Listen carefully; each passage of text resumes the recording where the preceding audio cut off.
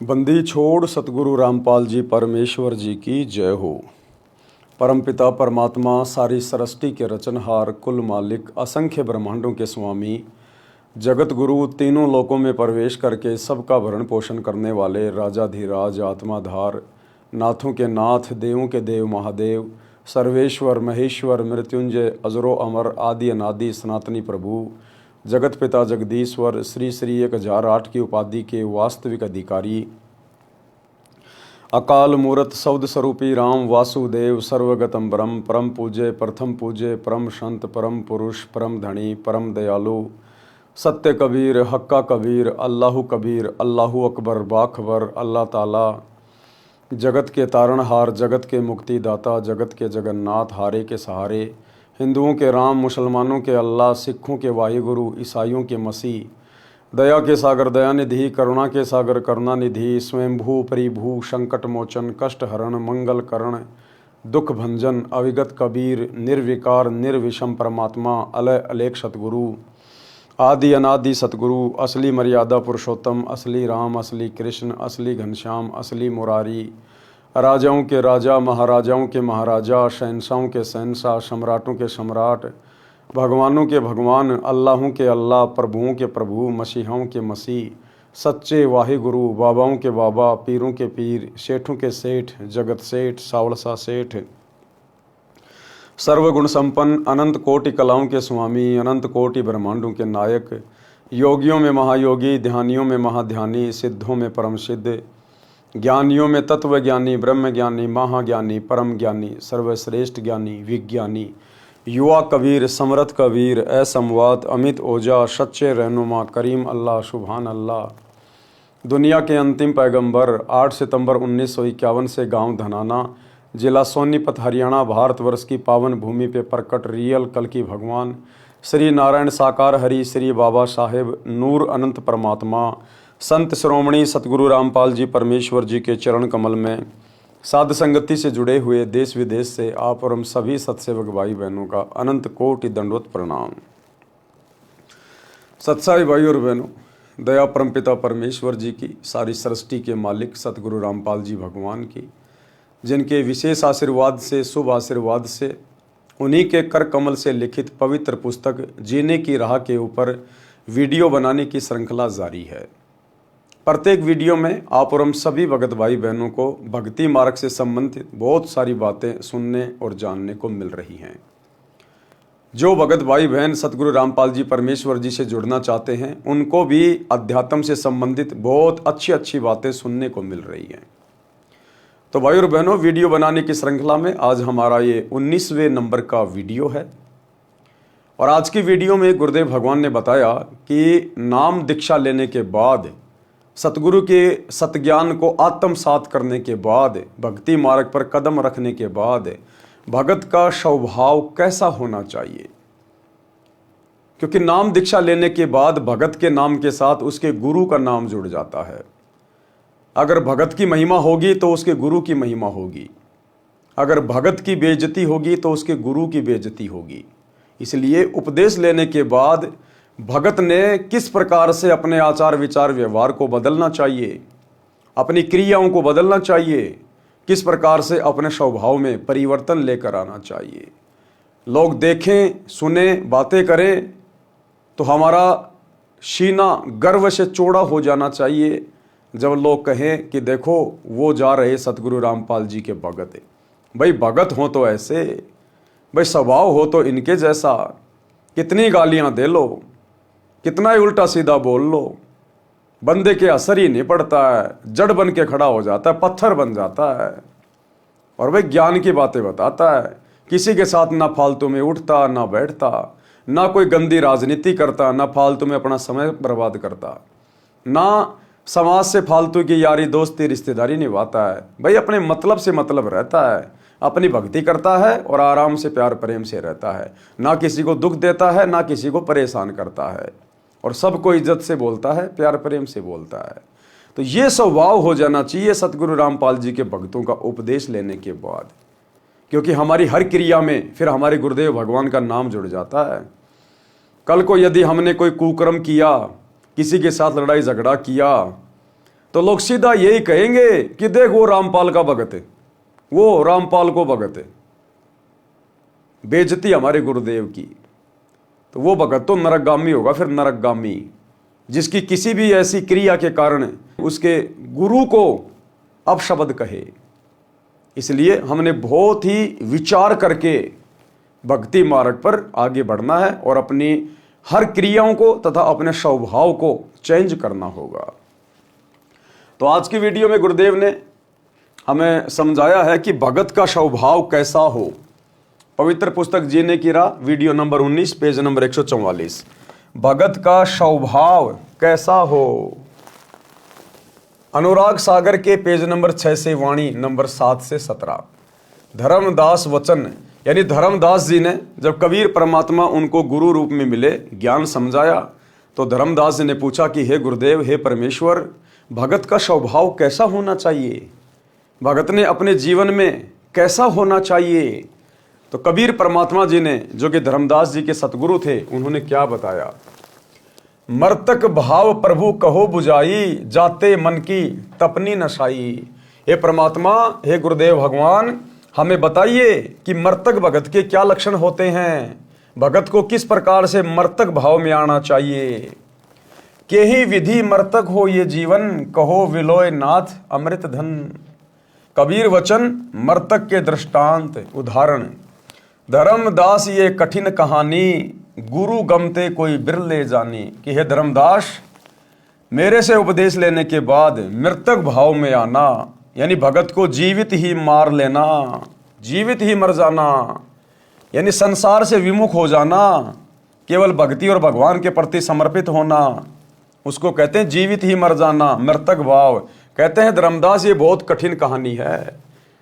भगत के द्वारा मृतक भाव पैदा करना इतना आसान नहीं है। गुरु से लगन कठिन है भाई, और जिसकी अपने सतगुरु से लगन लग गई वो तो जीवित ही मर गया, उसी को कहते हैं मृतक भाव।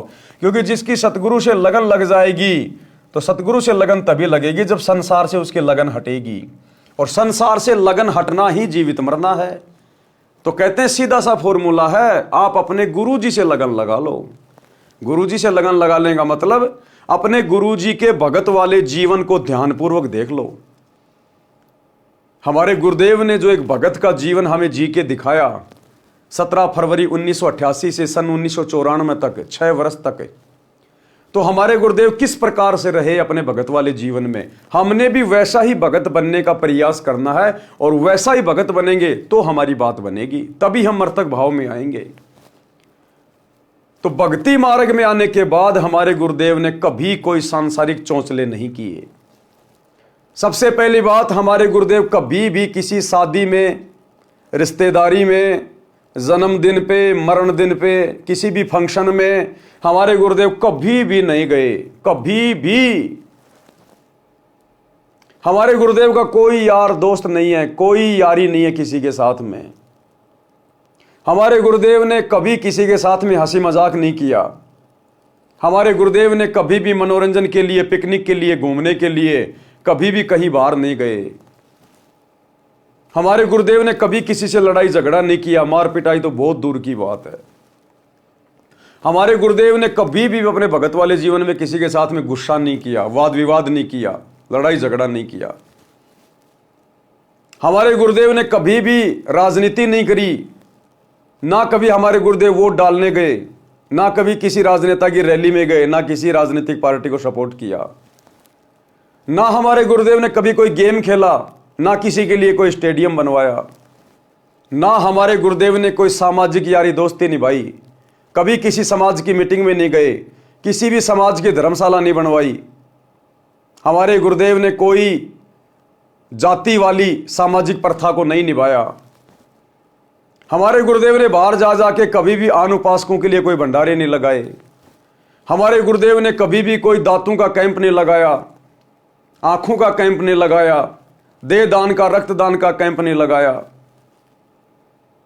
हमारे गुरुदेव भगवान ने कभी भी आश्रमों में बकवादे नहीं करी, कभी आश्रमों में रंगोलियां नहीं बनाई, कभी भी आश्रमों को फूलों की तरह नहीं सजाया, मैरिज गार्डन की तरह नहीं सजाया। हमारे गुरुदेव ने कभी भी अपने आश्रम में कबीर जी का झोपड़ा नहीं बनाया, लहर तारा तालाब नहीं बनाया, जुलाहों का कुआं नहीं बनाया, कभी कोई प्रदर्शनियां नहीं लगाई। हमारे गुरुदेव मर्तक भाव में रहे कि इस गंदे लोक में और किस बात की सजावट, किस बात की खुशी। या तो गिन गिन के टाइम पास करना है, गिन गिन के टाइम पास रो रो के, कि ये परमात्मा कभी सौपन में भी कोई गलती ना हो जाए, आपके दिल को चोट ना पहुंच जाए।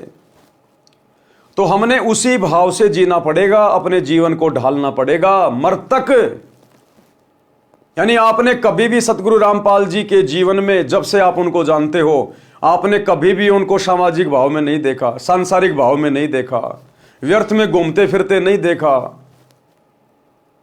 उसको कहते हैं मर्तक, जिसका इस संसार से कनेक्शन कट गया, उसको कहते हैं मर्तक। हमारे गुरुदेव कभी अपने गुरु भाइयों की बातों के ऊपर विश्वास करके कभी भी उन्होंने अपनी भक्ति का नाश नहीं किया, मर्यादा नहीं तोड़ी। हमारे गुरुदेव ने कभी किसी कोऑर्डिनेटर की बात नहीं मानी, दादा गुरु जी के समय भी तो थे। हमारे गुरुदेव ने ज्ञान को आधार बनाया। तो ये होता है मर्तक भाव, केवल अपने गुरु से नाता, गुरु के ज्ञान से नाता, दूसरा किसी से कोई रिश्तेदारी नहीं। कदम कदम पे ज्ञान को आधार बना के भक्ति मार्ग में आगे बढ़ना। तो ये सब कुछ हमने अपने गुरुदेव के भक्ति वाले, भगत वाले जीवन से समझना है। इसलिए कहते हैं गुरु से लगन कठिन है भाई। अगर मर्तक बनना है तो आपने अपने गुरुदेव के जैसा बनना पड़ेगा। गुरुदेव के प्रति समर्पित हो जाना, गुरुदेव की प्रत्येक मर्यादा में और आज्ञा में चलना, इसी को कहते हैं मर्तक बनना, मर्तक भाव।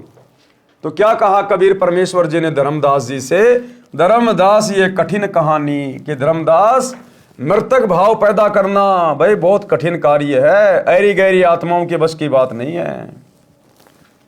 गुरु गमते कोई बिरले जानी, भाई जिसके ऊपर सतगुरु की विशेष दया हो, रजा हो, वही आत्मा ये कठिन कार्य कर सकती है। भृंगी का दृष्टांत उदाहरण, मर्तक होय के खोजई संता, शब्द विचार गह मगु अंता। जैसे भृंग कीट के पाशा, कीट गहो भृंग शब्द की आशा। गुरुदेव कह रहे हैं जैसे एक कीट पक्षी है, उसका नाम है भृंग, और वो किसी भी कीड़े को पकड़ के ले आता है और उसके पास में बैठ के और वो अपनी आवाज करता रहता, भृंग भृंग भृंग, और उसको वो अपने जैसा बना लेता, अपने जैसा। इसी प्रकार जो योग्य आत्मा होगी, जो अधिकारी आत्मा होगी, सतगुरु उसको तो अपने जैसा बना लेगा। उसमें तो सतगुरु अपने जैसे गुण डाल देगा, लक्षण डाल देगा। बाकी हर किसी के बस की बात नहीं है, क्योंकि हर कीड़ा भृंगी नहीं बन सकता। इसी प्रकार हर आत्मा, हर भगत मृतक नहीं बन सकता। शब्द घात करते ही मैं डारे, भृंगी शब्द कीट जो धारे। तब ले लो भृंगी निज गेहा, स्वाति दे की न्यू समदेहा। भृंगी शब्द कीट जो माना, वर्ण फेर आपन कर जाना। बिरला कीट जो होय सुखदाई, प्रथम आवाज गह चितलाई। यानी जो बिरला जो कीट होता है, बिरला जो कीड़ा होता है, वो उस भृंग की पहली आवाज से ही भृंग बन जाता है।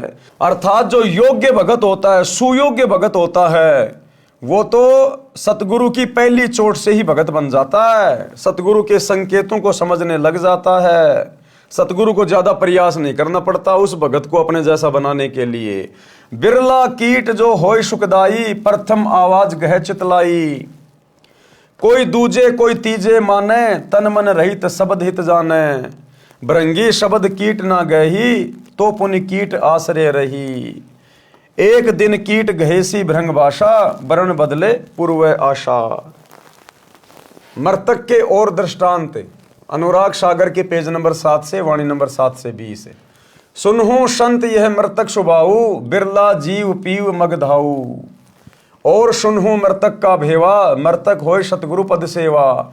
यानी मर्तक होकर ही आप सतगुरु की पद्धति को भली भांति निभा सकते हो, आप सतगुरु के उस परम पद को प्राप्त कर सकते हो मर्तक भाव में आकर।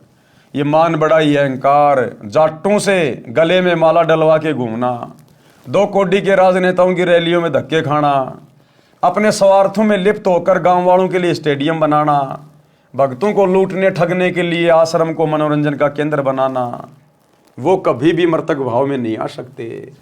मर्तक छो तजे शब्द उर्धारे, छो तजे तो जीव उबारे।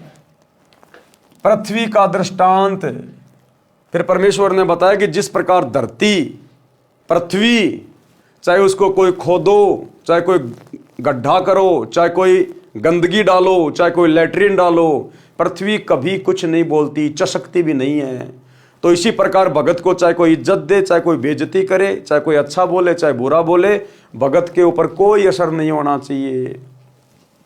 जस पृथ्वी के गंजन होई, चित अनुमान गहे गुण सोई। कोई चंदन कोई विष्टा डारे, कोई कोई कृषि अनुसारे। गुण अवगुण तिन सम कर जाना, तज विरोध अधिक सुख माना। ऊख का दृष्टांत यानी गन्ने को किस प्रकार से कोल्लू में डाला जाता है, उसको गर्म किया जाता है, किस प्रकार से उसका रस निकाला जाता है, वो चसकता भी नहीं है। तो एक के जैसा भगत ने बनना पड़ेगा, इतना सहनशील। औरों मर्तक भाव सुन ले हूं, निरखई परखी गुरु मग पग दे हूं। जैसे ईख किसान उगावे, रति रति कर दे कटावे। कोल्लू में पुनि ताही पिरावे, पुनि कड़ा में खूब उठावे। निज तनु दाहे गुड़ तब होई, बहुरी ताव दे खांड बिलोई। ताहू माही ताव पुंदीन्या, चीनी तबे कहावन लीन्या। चीनी होई बहुरत तंजारा, ताते मिश्री है नुसारा। मिश्री ते जब कंद कहावा, कहे कबीर सबके मन भावा। यानी इतना सहनशील। आगे परमेश्वर इनका सरलार्थ करके समझाएंगे हमें। यह विधि ते जो शिष करही, गुरु कृपया सहजे भव तरही। यानी इस विधि से अगर भगत अपने आप को भक्ति मार्ग पर लेकर चलेगा तो कहते हैं उसका मोक्ष हो पाएगा, अन्यथा वैसे नहीं होगा। भावार्थ अनुराग सागर पृष्ठ 6 पर लिखी पंक्ति नंबर 7 से 17 तक का भावार्थ है कि धनी धर्मदास जी ने परमेश्वर कबीर जी से विनय पूर्वक प्रश्न किया कि हे प्रभु, मुझे मर्तक का स्वभाव समझाओ, कैसा होता है, किस प्रकार जीवित मरना होता है। हे अमर परमात्मा, धर्मदास जी किसको कह रहे हैं अमर परमात्मा? अपने गुरु को, क्योंकि कबीर जी उस समय धर्मदास जी के सतगुरु के रूप में थे। तो अपने गुरु को क्या कह रहा है? हे अमर परमात्मा, क्योंकि गुरु स्वयं कबीर होता है, अमर होता है, अविनाशी होता है। हम भी रोज अपने गुरुदेव को अमर परमात्मा कहते हैं, लेकिन हम ध्यान नहीं देते। रोज संध्या आरती के लास्ट में अवगुण किए घनेरे, फिर भी भले बुरे हम थारे। दास को जान के निपट नदान, मोहे बख्श दियो अविनाशी। हम रोज अपने गुरुजी को संध्या आरती में अविनाशी कहते हैं, लेकिन हम मानते नहीं, हमारे को विश्वास नहीं है कि हमारे गुरुजी अविनाशी हैं। तो धर्मदास जी अपने गुरुदेव को कह रहे हैं, हे अमर परमात्मा, हे स्वामी, कृपया बिलोय अर्थात निष्कर्ष निकाल कर वह अमृत धन अर्थात अमर होने का मार्ग बताइए। परमेश्वर कबीर वचन मर्तक के दृष्टांत। परमेश्वर कबीर जी ने कहा कि हे धर्मदास, ये जो प्रश्न आपने किया है ये जटिल कथा प्रसंग है। यानी मर्तक भाव में आना भाई इतना आसान नहीं है धर्मदास। सतगुरु शरण में रहकर ज्ञान का इच्छुक ही इसको समझकर खरा उतरता है। यानी कोई बिरले होंगे जो मर्तक भाव में आएंगे, जो समाज से उल्टा हटेंगे, फालतू के भाईचारे से उल्टा हटेंगे, लोभ लालच स्वार्थ काम क्रोध से पीछे हटेंगे और अपने गुरुजी के जैसा बनने का प्रयास करेंगे। कहते हैं कोई बिरले ही होंगे, हर किसी के बस की बात नहीं, चाहे कितने नाम दीक्षा ले लो। भृंगी का दृष्टांत, भृंगी कीड़े का उदाहरण देकर समझा रहे हैं परमात्मा। संत साधक जन जीवित मर्तक होकर परमात्मा को खोजते हैं। शब्द विचार यानी यथार्थ नाम मंत्रों को समझ विचार करके उस मार्ग के अंत यानी अंतिम छोर तक पहुंचते हैं, अर्थात पूर्ण मोक्ष प्राप्त करते हैं। जैसे एक भृंग यानी पंखों वाला नीले रंग का कीड़ा होता है, जिसे भमीरी कहते हैं। नीले रंग का मोटा सा कीड़ा होता है। बचपन में हम उसकी गर्दन में धागा बांध के और उसको यूं घुमाया करते थे और वो भी भी की आवाज करता था। अब पता चल रहा है वो भृंगी कीड़ा था, जिसे भंबीरी कहते हैं, जिसको इंजनहारी आदि आदि नामों से जाना जाता है, जो भी की आवाज करती रहती है। वह अपना परिवार नर मादा के मिलन वाली विधि से उत्पन्न नहीं करती।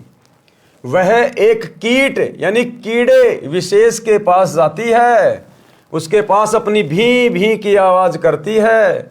जो कीड़ा उसकी आवाज से प्रभावित हो जाता है उसको उठाकर पहले से तैयार किया मिट्टी के घर में ले जाती है। वह गोल आकार का 2 इंच परिधि का एक 2 मुख वाला गारा का बना होता है। फिर दूसरा तीसरा ले जाती है, फिर उनके ऊपर अपनी भी भी की आवाज करती रहती है।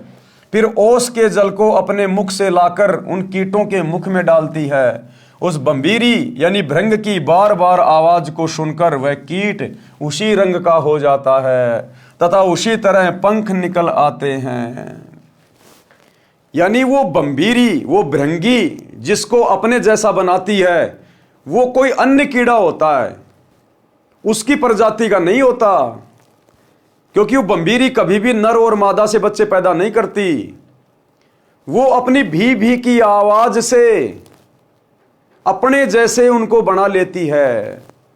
ठीक इसी प्रकार भाई और बहनों, आज यहां भक्ति मार्ग में उस बंबीरी की भूमिका में कौन है, उस भृंग कीड़े की भूमिका में कौन है? सतगुरु रामपाल जी, जो अपने सत्संग सुना सुना के, दीक्षा दे के, बार बार उनको ज्ञान दे के अपने जैसा बना रहे हैं, भगत बना रहे हैं। इसका मतलब जिस प्रकार वो बंबीरी सामान्य कीड़ा नहीं है, लेकिन सामान्य कीड़े को अपने जैसा बना लेती है, इसी प्रकार सतगुरु रामपाल जी हमारे जैसे सामान्य इंसान नहीं है, मानुष नहीं है। वो अपना ज्ञान देके, अपना नाम देके, वो हम सामान्य मनुष्यों को अपना जैसा बना लेते हैं। अर्थात सतगुरु यहां का नहीं है। सतगुरु माता के गर्भ से जन्म लेके नहीं आया। जिस प्रकार वो भृंगी मां के गर्भ से उत्पन्न नहीं होता, इसी प्रकार सतगुरु सतलोक का राजा है, शहंशाह है। वो तो अपने जैसा हमें बनाना आया है और अपने सत्संग रूपी आवाज से भी करके, ज्ञान सुना सुना के वो हमें अपने जैसा बना रहा है सतलोक ले जाने के लिए। वह आवाज भी उसी की तरह भी करने लगता है। यानी कुछ दिनों बाद फिर वो भगत भी अपने सतगुरु से ज्ञान लेकर उसी की तरह अन्य को समझाने लगता है। वह आवाज भी उसी की तरह भी करने लगता है, बंबीरी ही बन जाती है। इसी प्रकार पूर्ण संत अपने ज्ञान को बंबीरी की तरह बार बार बोलकर सामान्य व्यक्ति को भी भगत बना लेता है। फिर वह भगत भी सतगुरु से सुने ज्ञान को अन्य व्यक्तियों को सुनाने लगता है। जिस प्रकार हम सत्सेवक भाई बहन वीडियो बना के अपने ही गुरुदेव के द्वारा दिए गए ज्ञान आधार से, अपने ही गुरुदेव के आशीर्वाद से ये वीडियो बनाओ के हजारों की संख्या में अपने अन्य भगत भाई बहनों को भी समझा रहे हैं। पूरे संसार के लिए वीडियो बना रहे हैं, विश्व हित में वीडियो बना रहे हैं। हमारा भी संसार से कोई लेना देना नहीं है, यारी दोस्ती रिश्तेदारी हम सत्सेवकों की नहीं है। हम राजनेताओं की रैलियों में धक्के नहीं खाते, हम लड्डू जलेबी बर्फी के चक्कर में आश्रमों में धक्के नहीं खाते। हम अपने स्वार्थ के लिए दुनिया को खुश नहीं करते, स्टेडियम नहीं बनाते, जांच आरक्षण में नहीं जाते, गुंडों की सीबीआई जांच में नहीं जाते, लोगों की धर्मशाला नहीं बनवाते, लोगों के लिए फ्री में एम्बुलेंस नहीं चलाते, बसें नहीं चलाते, मजदूर बनकर रोडें नहीं बनवाते। क्योंकि हमारे को तो हमारे गुरुजी ने ज्ञान देके अपने जैसा बना लिया। हमें समाज से कोई लोभ लालच नहीं है, हमें किसी का कोई डर नहीं है, कोई भय नहीं है। क्योंकि हम कोई फर्जी आश्रम नहीं चलाते, हम कोई धार्मिक धंधा नहीं करते, तो हमें कोई भय भी नहीं है। हमने किसी की चापलूसी करने की भी जरूरत नहीं है, राजनेताओं के तलवे भी चाटने की जरूरत नहीं है। तो गुरुदेव ने अभी तक केवल सत्सेवकों को अपने जैसा बनाया है। संसार की रीति रिवाजों को त्याग देने से अन्य व्यक्ति कहते हैं कि इसका रंग बदल गया, ये तो भगत बन गया। जैसे भृंग बंबीरी कीड़ों को अपनी आवाज सुनाती है तो कोई शीघ्र सक्रिय हो जाता है, कोई दूसरी कोई तीसरी बार कोशिश करने से मानता है। इसी प्रकार जब सतगुरु कुछ व्यक्तियों को अपना सत्संग रह रहकर सुनाते हैं तो कोई अच्छे संस्कार वाला तो शीघ्र मान जाता है, जिस प्रकार सत्सेवक भाई बहन तुरंत मान गए।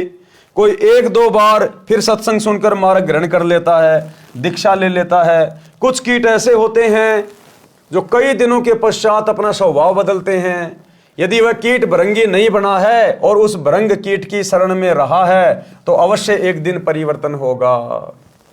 परमेश्वर कबीर जी ने कहा है कि हे धर्मदास, यदि शिष्य इसी प्रकार गुरु जी के विचारों को सुनता रहेगा तो उस भृंग कीट की तरह प्रभावित होकर सांसारिक भाव बदलकर भगत बनकर हंस दशा को प्राप्त होगा।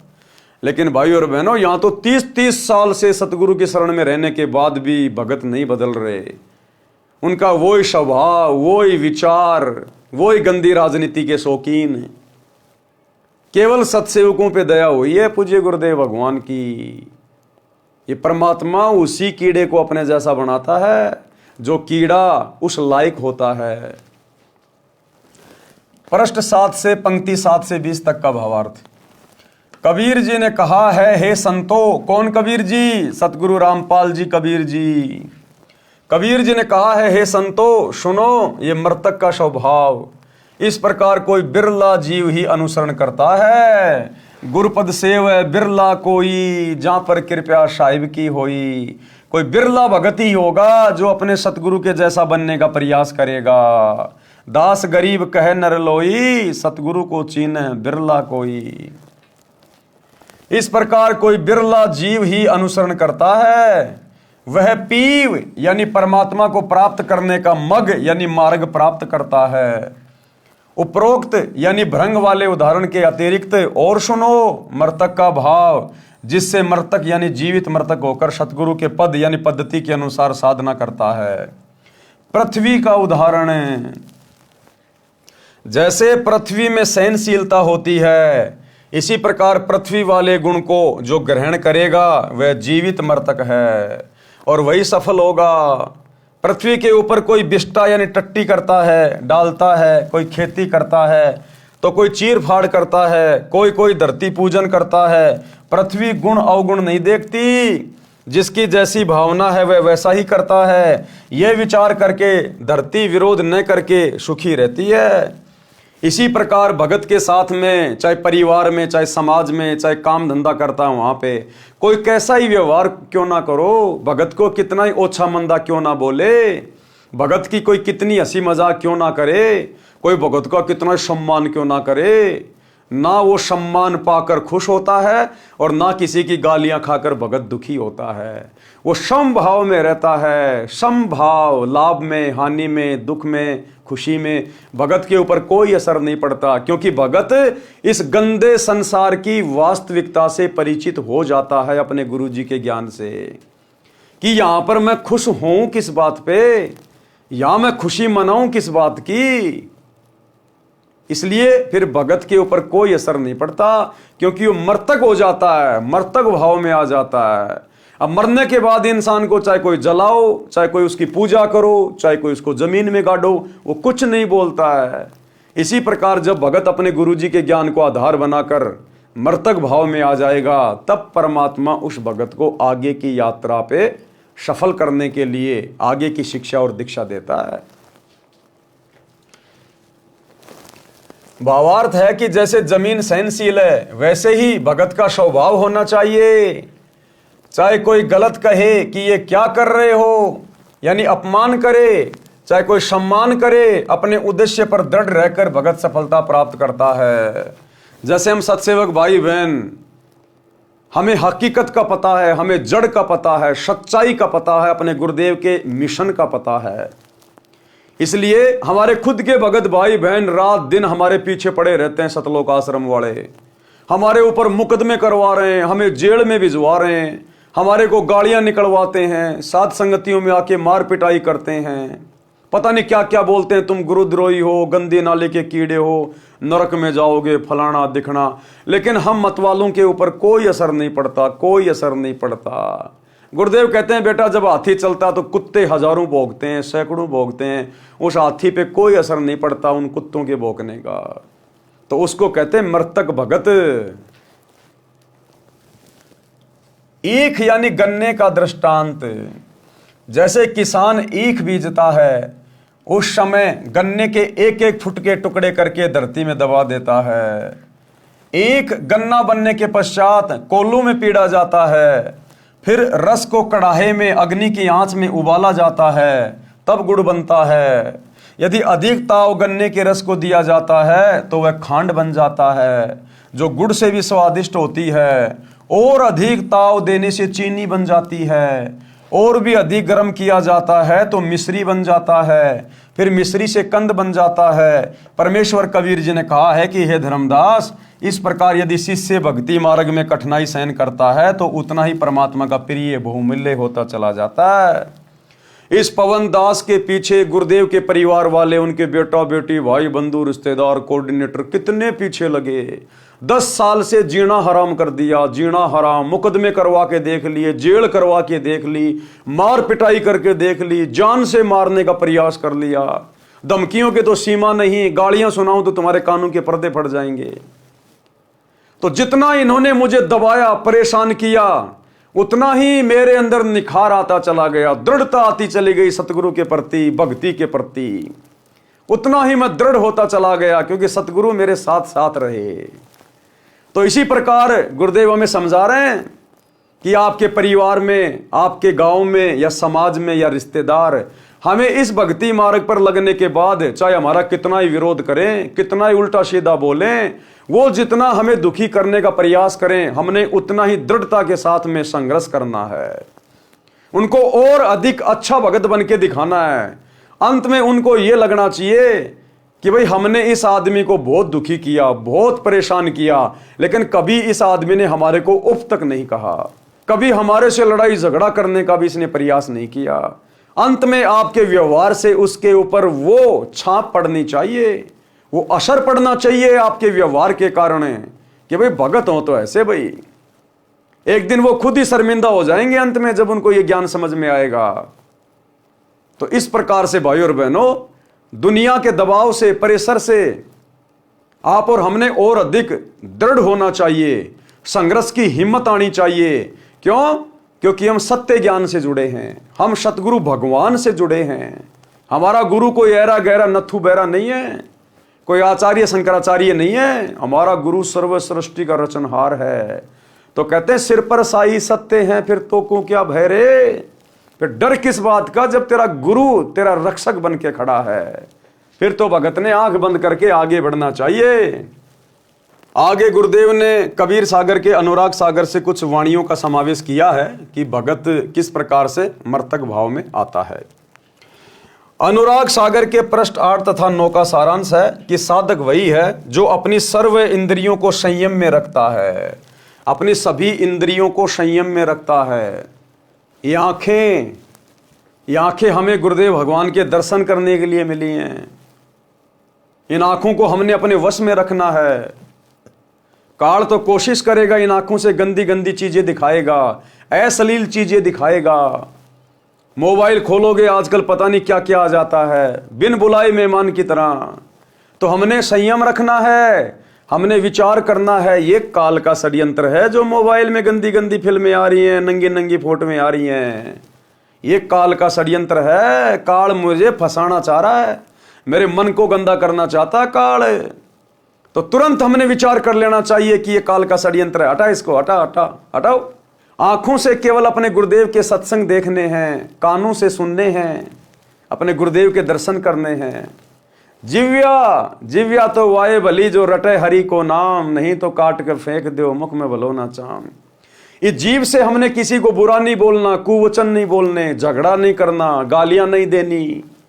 जीव का सदुपयोग करना है। ये परमात्मा की महिमा के लिए मिली है, मीठे वचन बोलने के लिए मिली है, भगत भाइयों को सच्चाई बोलने के लिए मिली है। ये हाथ वगैरह ये शुभ कर्म करने के लिए दिए भगवान ने, दान धर्म करने के लिए दिए हैं, आधीनी से हाथ जोड़ने के लिए दिए हैं, इन हाथों में सुमरणी पकड़ के मंत्र जाप करने के लिए दिए भगवान ने। इन हाथों का सदुपयोग करना है। इन हाथों से किसी के साथ में लड़ाई झगड़ा नहीं करना, मार पिटाई नहीं करनी, हाथों का दुरुपयोग नहीं करना। सारी इंद्रियों का हमने सदुपयोग करना है। इसलिए परमात्मा कहते हैं मर्तक भगत वो है जो अपनी सर्व इंद्रियों को संयम में रखता है। जैसा मिल जाए उसी में संतोष करे। रूप को देखकर, यानी किसी की शक्ल को देखकर, किसी के रंग को देखकर ना किसी की प्रशंसा करे, ना किसी को कुवचन कहे। भगत के लिए चाहे भगत कोई सांवड़ा हो चाहे गोरा हो, हमें गुरुदेव ने हकीकत बता दी इस शरीर की कि बेटा चाहे गोरा हो चाहे सांवला हो, कोई ठिगना हो चाहे कोई 7 फुट का हो, इस शरीर में वो गोबर भरा है, टट्टी भरा है, थूक लार पेशाब मांस। भगत को सम भाव से सभी भक्तों के प्रति व्यवहार करना चाहिए। रूप को देखकर उस पर आकर्षित नहीं होवे और कुरूप को देखकर घृणा ना करे। दोनों को दिव्य ज्ञान की नजरों से देखे कि ऊपर का चाम गोरा या काला है, शरीर में हाड़ मांस सब एक जैसा है तथा जरा सा रोग होने पर गल जाता है, संडास बदबू मारने लगती है। इस प्रकार विवेक से भक्ति करे। यदि कोई सम्मान करता है, प्यार से बोलता है तो खुशी महसूस ना करे। अगर कोई भगत की बड़ाई करता है, चापलूसी करता है, तो भगत ने बिल्कुल भी प्रसन्न नहीं होना चाहिए, अंदर अंदर खुशी नहीं मनानी चाहिए। यह भी एक काल का जाल है बहुत बड़ा।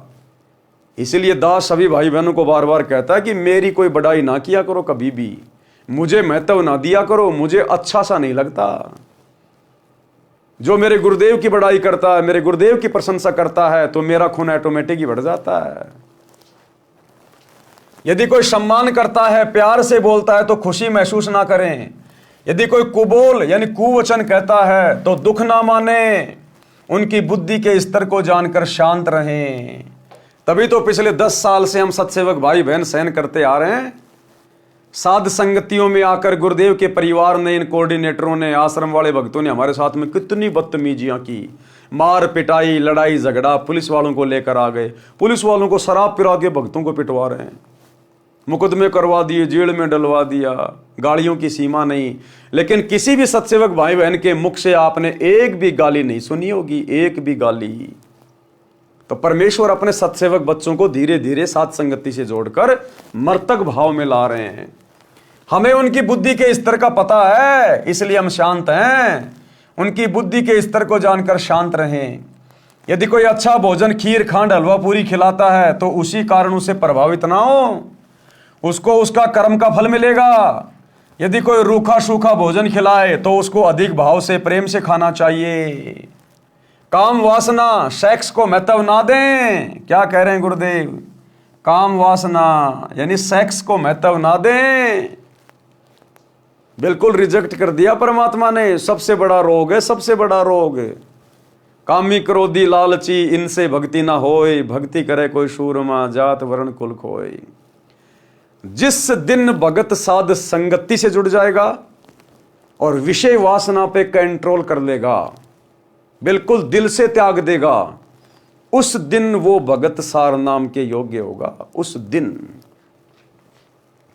काम वासना अर्थात सेक्स को महत्व ना दें, वही भगत वास्तव में परमेश्वर प्राप्ति कर सकता है।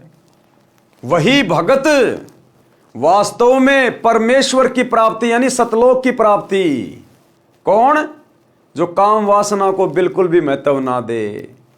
अब बताओ भाई और बहनों, अब सात संगतियों में जो रजोगुण से दूर होने की परमात्मा ने मुहिम चलवाई है और हजारों की संख्या में भाई बहन जो पहले पति पत्नी थे अब भाई बहन के रिश्ते में आ गए। अब बताओ ये परमात्मा का एक विशेष कारण है कि नहीं है? स्पष्ट कर दिया गुरुदेव ने कि जब तक आप विषय वासना में हो, रजोगुण में हो, आप परमात्मा प्राप्ति नहीं कर सकते। तो बताओ फिर किसकी प्रेरणा से, किसके आशीर्वाद से सात संगति में रजोगुण से दूर हटने की मुहिम चलाई जा रही है? एक पवन दास नाम के 2 कोटि के जीव के कहने से कोई रजोगुण से दूर नहीं हो सकता। ब्रह्मा विष्णु महेश की औकात नहीं है रजोगुण से दूर होना। और मेरे जैसे 2 कोटि के प्राणी के कहने से, और आप हजारों भगत भाई बहन के रिश्तों में आ चुके हो, तो कौन करवा रहा है? इस कुत्ते को आशीर्वाद देके, इस कुत्ते के मुख से सतगुरु रामपाल जी भगवान ये वचन बुलवा रहे हैं। और पहले परमात्मा ने इस कुत्ते को तैयार किया, साफ सुथरा किया, तब कहीं जाकर मेरे माध्यम से वो वचन आप भाई बहनों के ऊपर असर कर रहे हैं। क्योंकि साध संगति सतलोक के लिए गुरु जी का ट्रेनिंग सेंटर है। ये विकार साध संगति से जुड़कर ही दूर हो सकते हैं, अन्यथा ये विकार दूर नहीं होंगे। इसलिए साध संगति गुरुदेव का असली मार्ग है। काम वासना अर्थात सेक्स को महत्व ना दें, वही भगत वास्तव में परमेश्वर प्राप्ति कर सकता है। क्लियर कर दिया गुरुजी ने। जब तक रजोगुण में रहोगे कामी क्रोधी लालची इनसे भक्ति न होए, भक्ति करे कोई सूरमा, जात वर्ण कुल खोए। यदि काम वासना परेशान करे तो उसको भक्ति नाम सुमरण में लगाकर आनंद प्राप्त करे। अगर काम वासना ज्यादा ही परेशान करे तो गुरुदेव कहते हैं तुरंत सत्संग सुनना शुरू कर दे, या तुरंत अपना सुमरण पे ध्यान लगा ले। 5-10 मिनट के बाद में वो ऑटोमेटिक शांत हो जाएगी, ऑटोमेटिक। यही तरीका है इसका, यही तरीका है। ठंडे पानी के छींटे मारते रहो, गुरुदेव के सत्संग के और नाम सुमरण के छींटे मारते रहो, और धीरे धीरे एक समय ऐसा आएगा परमात्मा बिल्कुल शांत कर देगा भगत को, शांत। यदि काम वासना परेशान करे तो उसको भक्ति नाम सुमरण में लगाकर आनंद प्राप्त करे। उसी समय काम वासना मुरझा जाती है। काम वासना का नाश करने का तरीका और क्या बताया गुरुदेव ने? कबीर पर नारी को देखिए बहन बेटी के भाव, कहे कबीर काम नाश का ये सहज उपाय। दूसरा उपाय गुरुदेव ने बताया, यदि किसी युवती को देखकर अगर ये काम वासना हमें परेशान करे, मन में गंदे विचार आने शुरू हो जाएं, क्योंकि काल का तो काम है। देखो भाई और बहनों, भगत तो बेचारा दुखी होगा ही होगा, विशेषकर साध संगति से जुड़ने के बाद, इतने वीडियो देखने के बाद और विषय वासना जैसे रोग के विषय में समझने के बाद, जब भगत अपने आप को कंट्रोल में रखता है, प्रयास करता है गुरुदेव से प्रार्थना करके, लेकिन मन तो है भाई, जब तक ये शरीर है तब तक इसमें मन भी रहेगा, काल का भी प्रभाव हल्का फुल्का रहेगा, और वो अपनी कोशिश भी करता रहेगा, और काल की उसी कोशिश में गुरु अपने भगत को चेक भी करता रहेगा।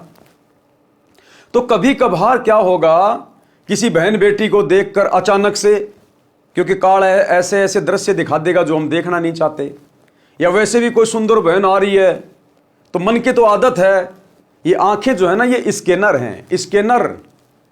सामने अगर 5 लड़कियां हैं और उनमें यदि एक लड़की गोरी है, ये आंखें तुरंत उसी पे टिक जाएंगी, ये स्कैनर है।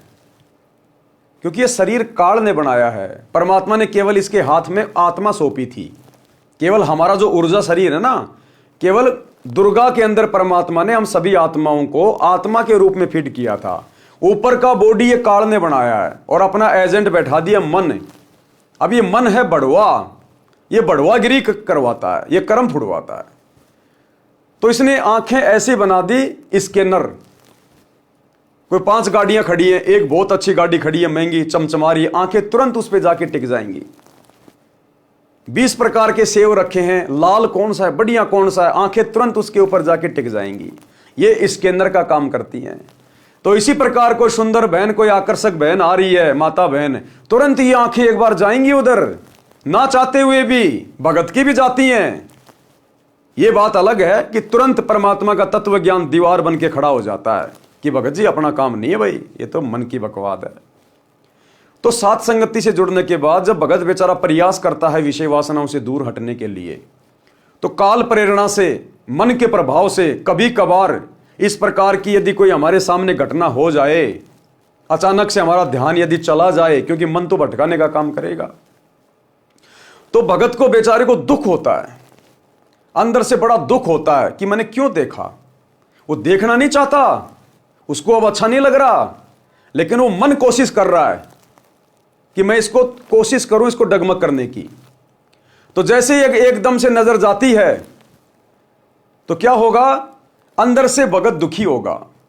आत्मा जो होती है ना, वो तुरंत क्या बोलेगी, अरे नहीं भगत जी अपना काम नहीं है, अरे नहीं नहीं नहीं नहीं। अंदर से भगत दुखी होता कि मैंने क्यों देखा।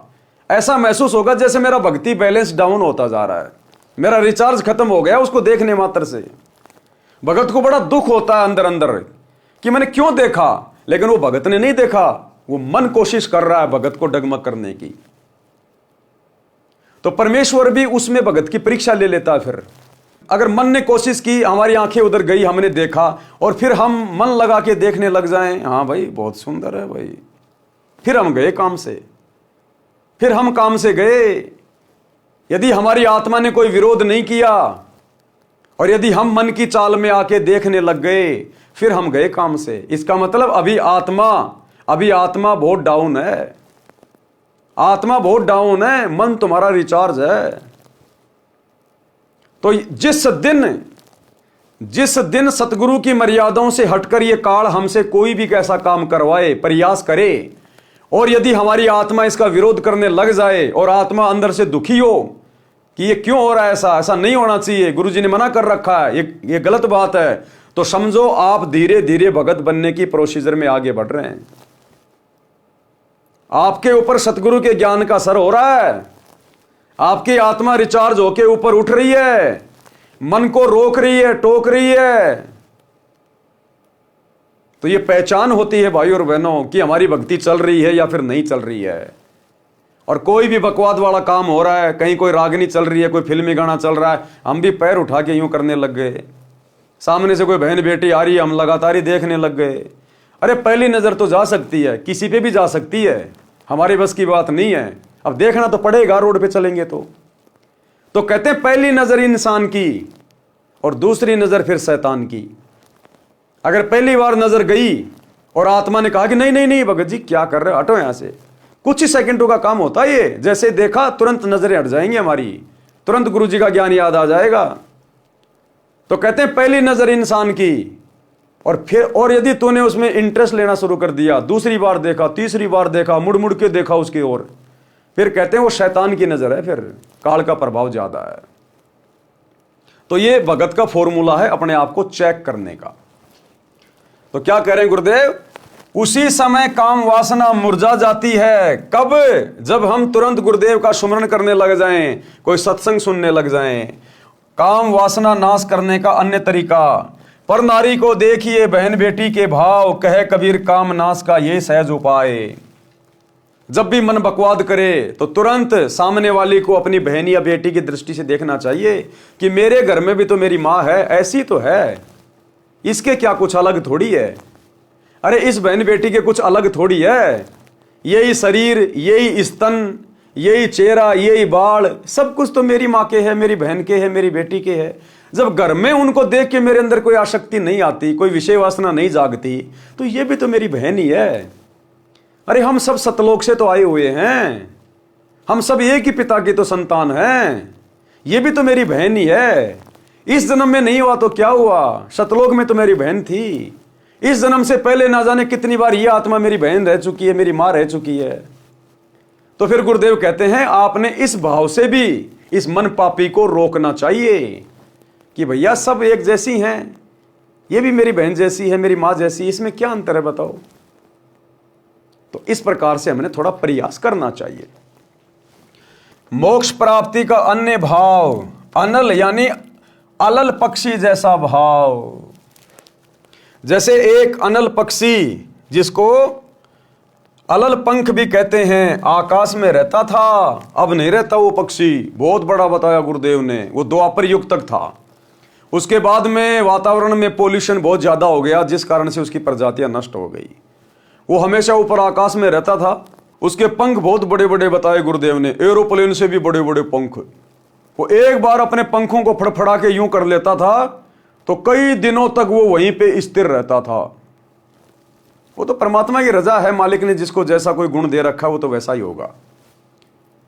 और वो 5-5 हाथियों को एक बार में धरती से अपने पंजों में दबा के, चोंच में भर के और ऊपर लेके उड़ जाता था। इतना भारी पक्षी था वो द्वापर के अंत तक था। उसके बाद फिर वो पक्षी धीरे धीरे विलुप्त हो गया, क्योंकि पृथ्वी पर धीरे धीरे जंगल भी नष्ट हो गए। अब वो अंडा देता था वहां पर जहां पर केले के पेड़ होते हैं बहुत ज्यादा। अब आगे चल के लोगों ने जंगल काट दिए, जंगल हो गए नष्ट। अब वो अंडा ऊपर से गिरे, गिरते ही बेचारा फूट जाए, वो अलल पक्षी का बच्चा बेचारा वहीं मर जाए। तो जिस कारण से वो प्रजाति नष्ट हो गई। जैसे एक अनल पक्षी आकाश में रहता था, ये पक्षी अब लुप्त हो चुका है। इसके 4 पैर होते थे, आगे वाले छोटे और पीछे वाले बड़े। इसका आकार बहुत बड़ा होता था, लंबे लंबे पंख होते थे। पूरा पक्षी यानी युवा पक्षी 4 हाथियों को एक साथ उठाकर आकाश में अपने परिवार के पास ले जाता था। अब सोचो 4-4 हाथियों को जो पक्षी एक बार में लेके उड़ जाए, वो कितना बड़ा होगा, कितना ताकतवर होगा। अनल पक्षी ऊपर वायु में रहता था, वहीं से मादा अनल अंडे उत्पन्न कर देती थी। वह अंडे उस स्थान पर छोड़ती थी जहां केले का वन होता था। केड़े एक दूसरे में फंसकर गहरा वन बना लेते थे। हाथियों का झुंड, समूह यानी सैकड़ों हाथी भी केले के वन में रहते थे, क्योंकि हाथी केले के पेड़ को खा जाता है तथा केले के पेड़ों पर ही लेट जाता है, मस्ती करता रहता है। अलल पक्षी का अंडा वायुमंडल से गुजरकर नीचे पृथ्वी तक आने में हवा के घर्षण से पककर बच्चा तैयार हो जाता था। यह प्रोसीजर है जो परमात्मा ने सेट कर रखी है कि जैसे ही आकाश से वो अंडा मादा छोड़ेगी, वो अंडा नीचे आएगा और नीचे आते समय बीच में हवा के घर्षण से वो अंडा पक जाता था, बच्चा उसमें तैयार हो जाता था।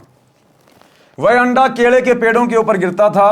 केले के पेड़ों की सघनता के कारण वह अंडा क्षतिग्रस्त नहीं होता था, अर्थात उसको कोई नुकसान नहीं पहुंचता था। केवल इतनी गति से केले के पेड़ों को तोड़कर पृथ्वी पर गिरता था कि अंडा फूट जाए। अंडे का आकार बहुत बड़ा होता था, उसका कवर भी सख्त मजबूत होता था। बच्चे के बचाव के लिए अंडे के कवर तथा बच्चे के बीच में गद्देदार पदार्थ होता था जो पृथ्वी के ऊपर गिरते समय बच्चे को चोट लगने से बचाता था। देखो, इस परमात्मा ने हर प्राणी की सुरक्षा का इंतजाम कर रखा है। ये बंदी छोड़ने हर प्राणी की। अनल पक्षी का बच्चा पृथ्वी पर अन्य पक्षियों के बच्चों के साथ रहता था। यानी परमात्मा हमें उदाहरण दे रहे हैं, भूलना नहीं चाहिए कि भगत ने कैसा होना चाहिए, मर्तक भगत के क्या लक्षण हैं। तो एक उदाहरण है अनल पक्षी के बच्चे का। अब वो बच्चा अपने माता पिता से ऊपर से नीचे आया। अब उस बच्चे को यह भी नहीं पता, क्योंकि अंडा तो नीचे आके फूटा, अब उसको तो यह भी नहीं पता तेरे माता पिता कौन है, कहां है, लेकिन ऑटोमेटिक उसका ध्यान ऊपर अपने माता पिता की तरफ रहता है। एक क्षण भी वो बच्चा ध्यान से दूर नहीं होता। वो बाकी जंगल में बाकी पक्षियों के साथ में खेलता है, रहता है, खाता है, लेकिन उसकी सुरती ऊपर रहती है कि ये मेरा देश नहीं है, ये मेरे रहने की जगह नहीं है, मुझे यहां नहीं रहना, मुझे एक दिन जाना है मेरे माता पिता के पास। वो जाने की तैयारी करता है, अच्छा खासा खाता है, पीता है, मजबूत हो जाता है, कई बार ऊपर तक उड़ उड़ के देखता है और अंत में लेके 4 हाथियों को और फिर उड़ जाता अपने माता पिता के पास। तो अब हमें सतगुरु ने आके समझा दिया कि बच्चों, तुम सतलोक से नीचे गिरे हो, तुम इस काललोक के नहीं हो, तुम सतलोक से नीचे गिरे हो। तुम्हारा परमात्मा कबीर भगवान है और अब तुम्हें आके जानकारी दे दी गई, सृष्टि रचना बता दी, तुम्हें रास्ता बता दिया है। अब बढ़िया से भक्ति की खुराक खाओ, मर्यादा मत तोड़ो और संसार से लगन मत लगाओ। यारी दोस्ती रिश्तेदारी में, घर परिवार के मोह ममता में मत पड़ो। जिस प्रकार वो अनल पक्षी का बच्चा पक्षियों में रहता है, खेलता है, खाता है, लेकिन उसकी सुरती ऊपर रहती है। वो उन दोस्तों के अंदर लगाव नहीं लगाता, उसका कोई मोह नहीं होता। उसको पता है कि ये मेरे साथी नहीं है, मुझे तो ऊपर जाना है, मेरे माता पिता ऊपर हैं। तो इसी प्रकार सतगुरु से ज्ञान लेने के बाद अब हमने ज्यादा लगाव संसार से नहीं रखना। अपने बेटा बेटी से, बच्चों से, पोता पोतियों से हमने विशेष मोह नहीं रखना, मोह ममता में नहीं पड़ना। हमारी सुरती, हमारा ध्यान पल पल ये होना चाहिए, मैंने तो सतलोक जाना है, गुरुजी क्या समझाते हैं, गुरुजी क्या समझाते हैं। अगर काल ने तुझे यहीं रख लिया तो बेटा फिर तू जन्म दर जन्म, जन्म दर जन्म यहीं धक्के खाता रहेगा, उलझा देगा। तो भगत कहते हैं संसार में रहे, अपना काम धंधा भी करे, सबसे मीठा बोले, परिवार में प्रेम से रहे, लेकिन ममता किसी से नहीं। सुरती हमेशा सतलोक की तरफ कि मुझे तो मेरे परमात्मा के पास जाना है, मेरे गुरुदेव के पास जाना है, मैंने तो सतलोक में जाना है, ये मेरा देश नहीं है। तो इस प्रकार से अनल पक्षी का बच्चा पृथ्वी पर अन्य पक्षियों के बच्चों के साथ रहता था, उनसे मिलकर उड़ता था, परंतु उसकी अंतरात्मा ये मानती थी कि ये मेरा घर यानी परिवार नहीं है। और हमने ज्ञान आधार से गुरुदेव के सत्संगों से विचार करना है, और हकीकत है कि ये काल लोक हमारा परिवार नहीं है, हम तो सतलोक से आए हैं, सतलोक से, और हमने सतलोक में ही जाना है। अंतरात्मा ये मानती थी कि ये मेरा घर यानी परिवार नहीं है, मेरा परिवार तो ऊपर है, मैंने ऊपर अपने परिवार में जाना है। हम भक्तों का परमानेंट परिवार, हमारे रियल माता पिता भाई बंधु सतलोक में हैं, हमारे इंतजार में हैं। आज जो हमारा परिवार है यहाँ पर, ऐसे ऐसे तो ना जाने अरबों खरबों हमारे परिवार बन चुके हैं। यहाँ के परिवार तो यही मिट्टी में मिल जाते हैं। हमारा अविनाशी परिवार, शाश्वत परिवार सतलोक में हमारा इंतजार कर रहा है कि बच्चा खेलने गया था, अभी तक आया क्यों नहीं। इच्छा रूपी खेलन आया, ताते सुख सागर नहीं पाया। जैसे बच्चा 2-4 घंटे माता पिता की आंखों से ओझल हो जाए, यार दोस्तों के साथ में कहीं खेल रहा हो, तो माता पिता को चिंता हो जाती है कि बहुत देर हो गई, बेटा आया क्यों नहीं, कहाँ खेलने चला गया। तो गुरुदेव कहते हैं जब तुम सतलोक में जाओगे ना, और जो तुम अपने परिवार से बिछुड़ के यहाँ आ चुके हो, असंख्य जन्म हो गए तुम्हें यहाँ, जब तुम वापस जाओगे तो तुम्हारे माता पिता को, भाई बहनों को ऐसा लगेगा जैसे तो 1-2 घंटे के लिए खेलने गया था कहीं। कहते हैं इच्छा रूपी खेलन आया, ताते सुख सागर नहीं पाया। तो हमारा ओरिजिनल परिवार सतलोक में है, यह तो नकली परिवार है ना। माता पिता मिलने से पहले हमें पता था कि हमारे माता पिता होंगे, पिछले जन्म में कौन थे माता पिता और कब तक रहेंगे ये भरोसा नहीं, और मरने के बाद ये किसके माता पिता बनेंगे ये कोई भरोसा नहीं। तो काहे का परिवार है ये। परमात्मा कहते हैं जब तक इस परिवार में है, तेरा पिछला कोई संस्कार है, भक्ति करेगा परमात्मा उसको भी हल्का करेगा। और एक इंसान होने के नाते प्यार प्रेम से बुद्धि विवेक का इस्तेमाल करके तू भी शांति से रह, दूसरे को भी शांति से जीने दे, और एक अच्छे से अपना टाइम पास करके और मुख्य अपनी भक्ति करके और सतलोक चलने की तैयारी कर। ये परिवार तेरी भक्ति में एक प्रकार से सहायक है। अगर प्यार प्रेम से रहेगा, घर वाले बढ़िया खाना देंगे, तेरे कपड़े धोएंगे, तो उनके लिए काम धंधा कर, 2 पैसे उनको कमा के दे, उनका भी काम चल रहा है, तेरा भी काम चल रहा है, और ज्यादा ज्यादा भक्ति करके यहां से निकल। परंतु उसकी अंतरात्मा ये मानती थी कि ये मेरा घर परिवार नहीं है, मेरा परिवार तो ऊपर है, मैंने ऊपर अपने परिवार में जाना है, ये मेरा संसार नहीं है। वह जब युवा हो जाता है तो हाथियों के झुंड पर झपट्टा मारता था, 4 हाथियों को चारों पंजों से उठाता था तथा एक हाथी को चोंच से पकड़कर उड़ जाता था, अपने परिवार के पास चला जाता था, साथ में उनके लिए भोजन भी ले जाता था। कबीर परमेश्वर जी ने सटीक उदाहरण बताकर भगत को मार्गदर्शन दिया है कि आप इस संसार के स्थायी वासी नहीं है। गुरुदेव ने सृष्टि रचना बता के सारा भेद खोल दिया। साहेब ने भेद दिया सब खोल अपनी सतलोक राजधानी का, कि बच्चों ये काल का 21 ब्रह्मांड तुम्हारा स्थायी घर नहीं है, ये तो जेल है, सतलोक की जेल। जो सतलोक में गलती करता है उसको यहाँ पर सजा मिलती है, इसलिए तुम यहाँ सजा भोगने के लिए आए हो, ये तो जेल है। और जेल में वो सुख वो आनंद नहीं हो सकता जो घर में होता है। इसलिए अब अपने घर चलो सतलोक। आपको ये छोड़कर जाना है, आपका परिवार ऊपर सतलोक में है, आप इस पृथ्वी के ऊपर गिरे हो। तत्व ज्ञान प्राप्त भगत के मन की दशा उस अनल पक्षी के बच्चे जैसी होनी चाहिए। जब तक सतलोक जाने का समय नहीं आता तो सांसारिक व्यक्तियों के साथ मिलकर शिष्टाचार से रहो, यानी अपने मतलब से मतलब रखो। जबरदस्ती का भाईचारा नहीं निभाना कि उनकी धर्मशाला बनवा दूं, उनका स्टेडियम बनवा दूं, वो मेरे गले में माला डालेंगे, मेरे मान सम्मान करेंगे, ये नहीं। जमीन में गाड़े जाओगे, जमीन में। प्यार प्रेम और शिष्टाचार का मतलब है अपने मतलब से मतलब रखो, जबरदस्ती किसी के अंदर मत घुसना। कोई सामने से आ रहा है, प्यार प्रेम से बोलो, झुक के नमस्कार कर लो। फालतू में उठना बैठना नहीं, एक दूसरे की निंदा चुगली नहीं करनी, फालतू का भाईचारा नहीं निभाना। परमात्मा कहते हैं दुनिया से ती दोस्ती पड़े भजन में भंग, एका एकी राम से या साधु के संग। सुनिए कबीरा दुनिया से ती दोस्ती ओए भजन में भंगे, एका एकी राम से कै साधु के संगे। बिना सत्संगी के पास बैठने में भी आपको पाप लगेगा, आपका भजन भंग हो सकता है। तो इसलिए बताया या तो अपने सत्संगी दौरे जा बैठे या फिर अपना नाम पर लगा रहे। अगर आप किसी दूसरे के पास बैठोगे हुक्का पाड़ पे तो जानते ने कहा लो पी लो मेरे यार, तो उन्होंने कहेगा ना मन तो छोड़ दिया। क्यों क्या हो गया भाई, नाम ले लिया, ओ तुरे सोचू खा कर बिल्ली ने कहा आज करन चाली, यानी 36 ताने मारेगा और फिर नो कहा भाई काल न तो दरवट्टी भी छुटवाओगे तेरी, यो नारायण सत्संग देखा। तो आपके मन में विक्षेप हो सकता है, 1 दिन में, 2 दिन में, 3 दिन में, तो जरूर अपना रंग वो चढ़ा कर मानेगा। तो इस करके उड़ा बैठे नहीं उस दौरे, रा अपना सत्साहिब कर उठ कर चलता बना।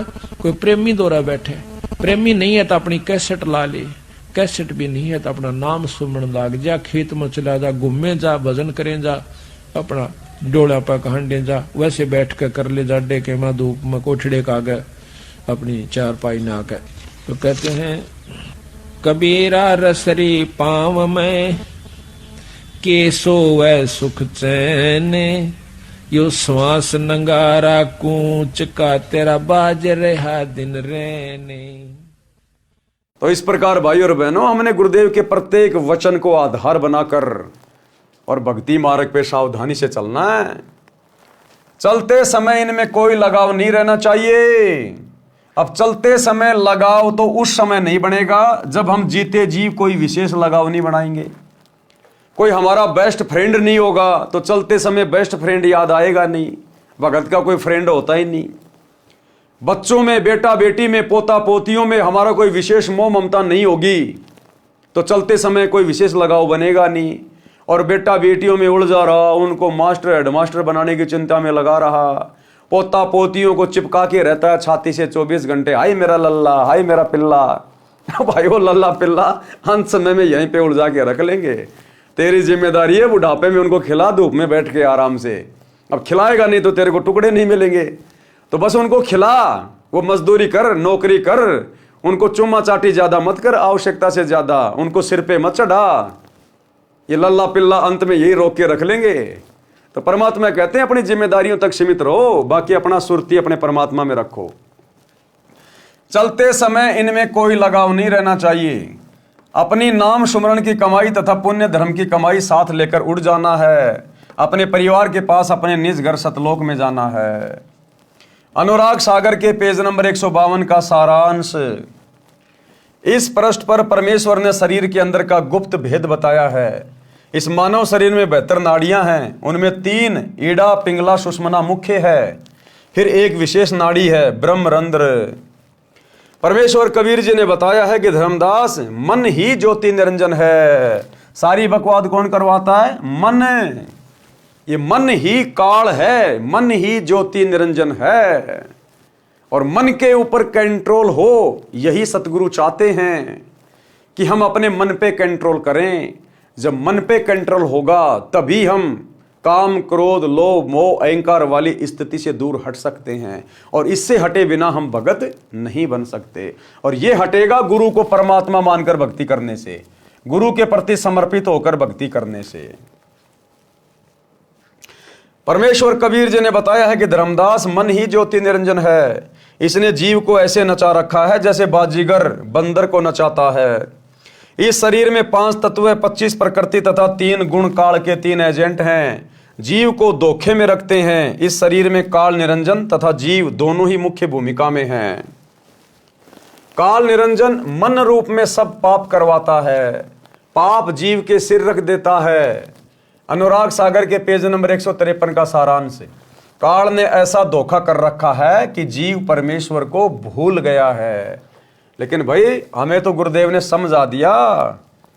आकर परमेश्वर ने सृष्टि रचना के माध्यम से पूरी जानकारी दे दी कि मन कौन है, क्या भुला दिया, क्या तुम्हें याद रखना चाहिए था, क्या याद करोगे तब तुम जाकर सफल होगे।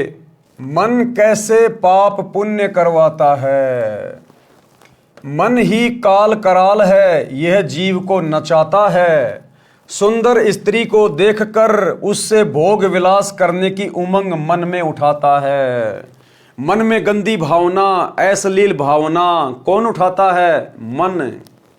ये काल किसी सुंदर बहन बेटी को पहले दिखाएगा, फिर उसके प्रति आकर्षण पैदा करेगा, मन में गंदे गंदे अश्लील भाव पैदा करेगा। क्यों? क्योंकि इसकी यही तो खुराक है।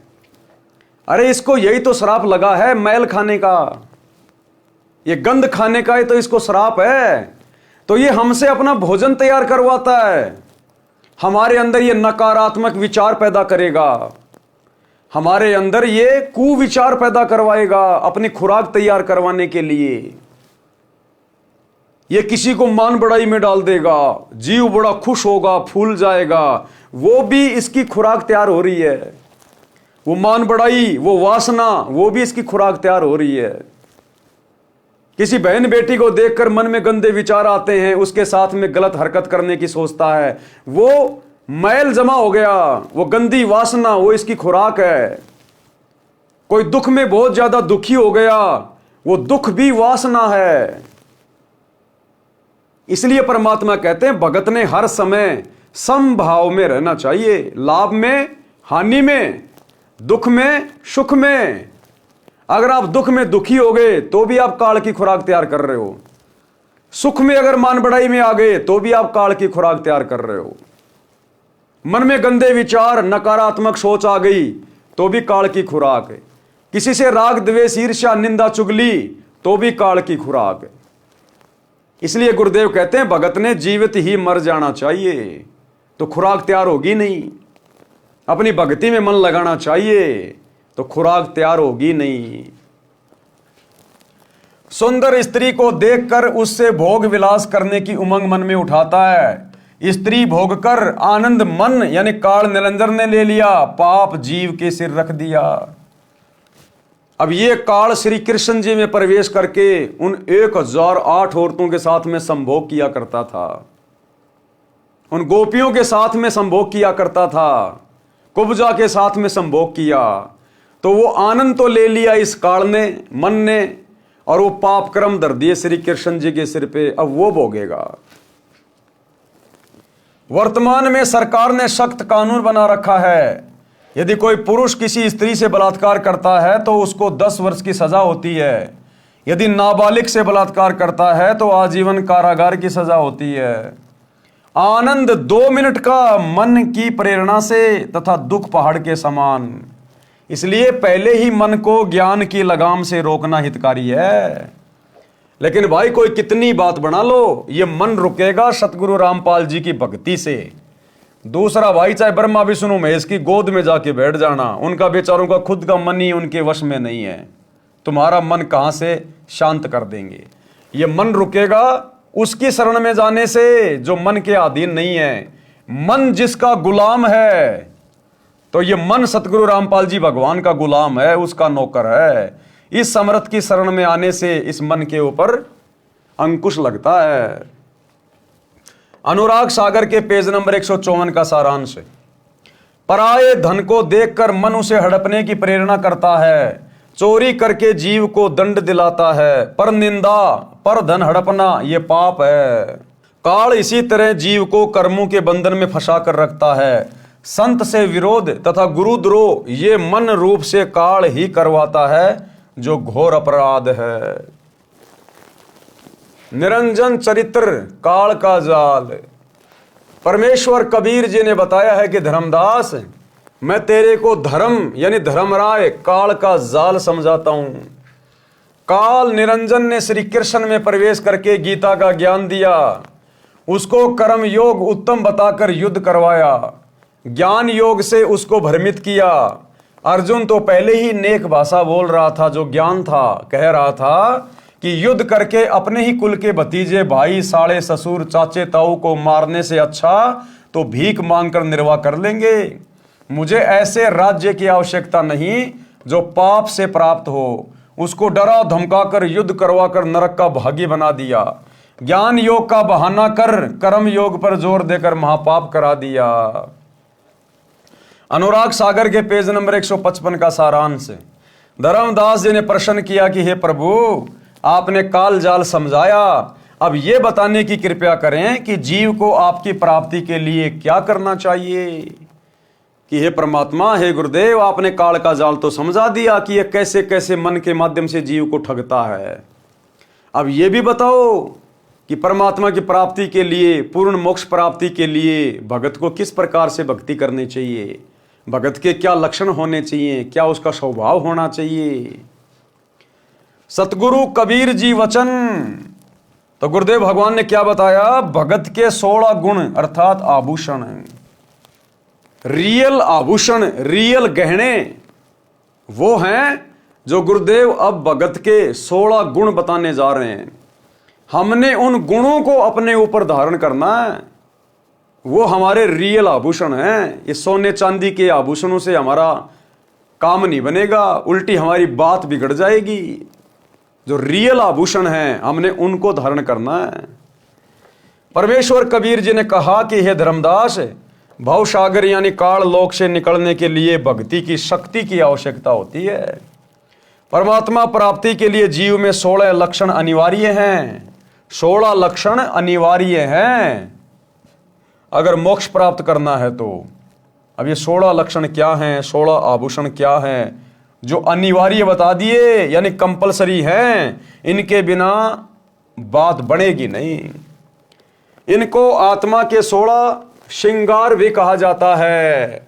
नंबर 1 ज्ञान, विवेक, सत्य, संतोष, प्रेम भाव, धीरज, निर्शोधा, दया, अक्षमा, शील, निष्कर्मा, त्याग, वैराग, शांति निज धर्मा, भक्ति कर निज जीव उबारे, मित्र सम सबको चित धारे। भावार्थ, परमात्मा प्राप्ति के लिए भगत में कुछ लक्षण विशेष होने चाहिए। ये 16 आभूषण अनिवार्य हैं। नंबर 1 तत्व ज्ञान।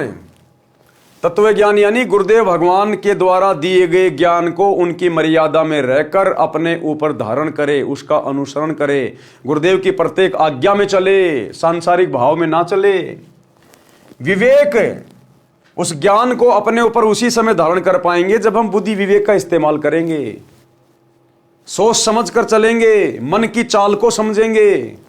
मेरा हित कहाँ है, मेरा अहित कहाँ है, तो हमने विवेक को भी साथ साथ में रखना है। सत्य भाषण, परमात्मा के दिए में संतोष करें, परमात्मा के दिए में संतोष करें। पर धन और पर नारी को जहर के समान समझें। गुरुदेव कह रहे हैं पर धन और पर नारी को जहर के समान समझें। जैसा गुरुदेव ने आपको परिवार दे दिया, जैसा आपको रोजगार दे दिया, जैसा आपको शरीर दे दिया, जैसा आपको रूप दे दिया, जैसे आपको बेटा बेटी दे दिए, कहते हैं उन्हीं में संतोष करो। दूसरे की देखा देखी अपने आप को असंतुष्ट मत करना। जो तेरे भाग्य में है वही दिया तुझे परमात्मा ने, तेरे साथ कोई धोखा नहीं किया।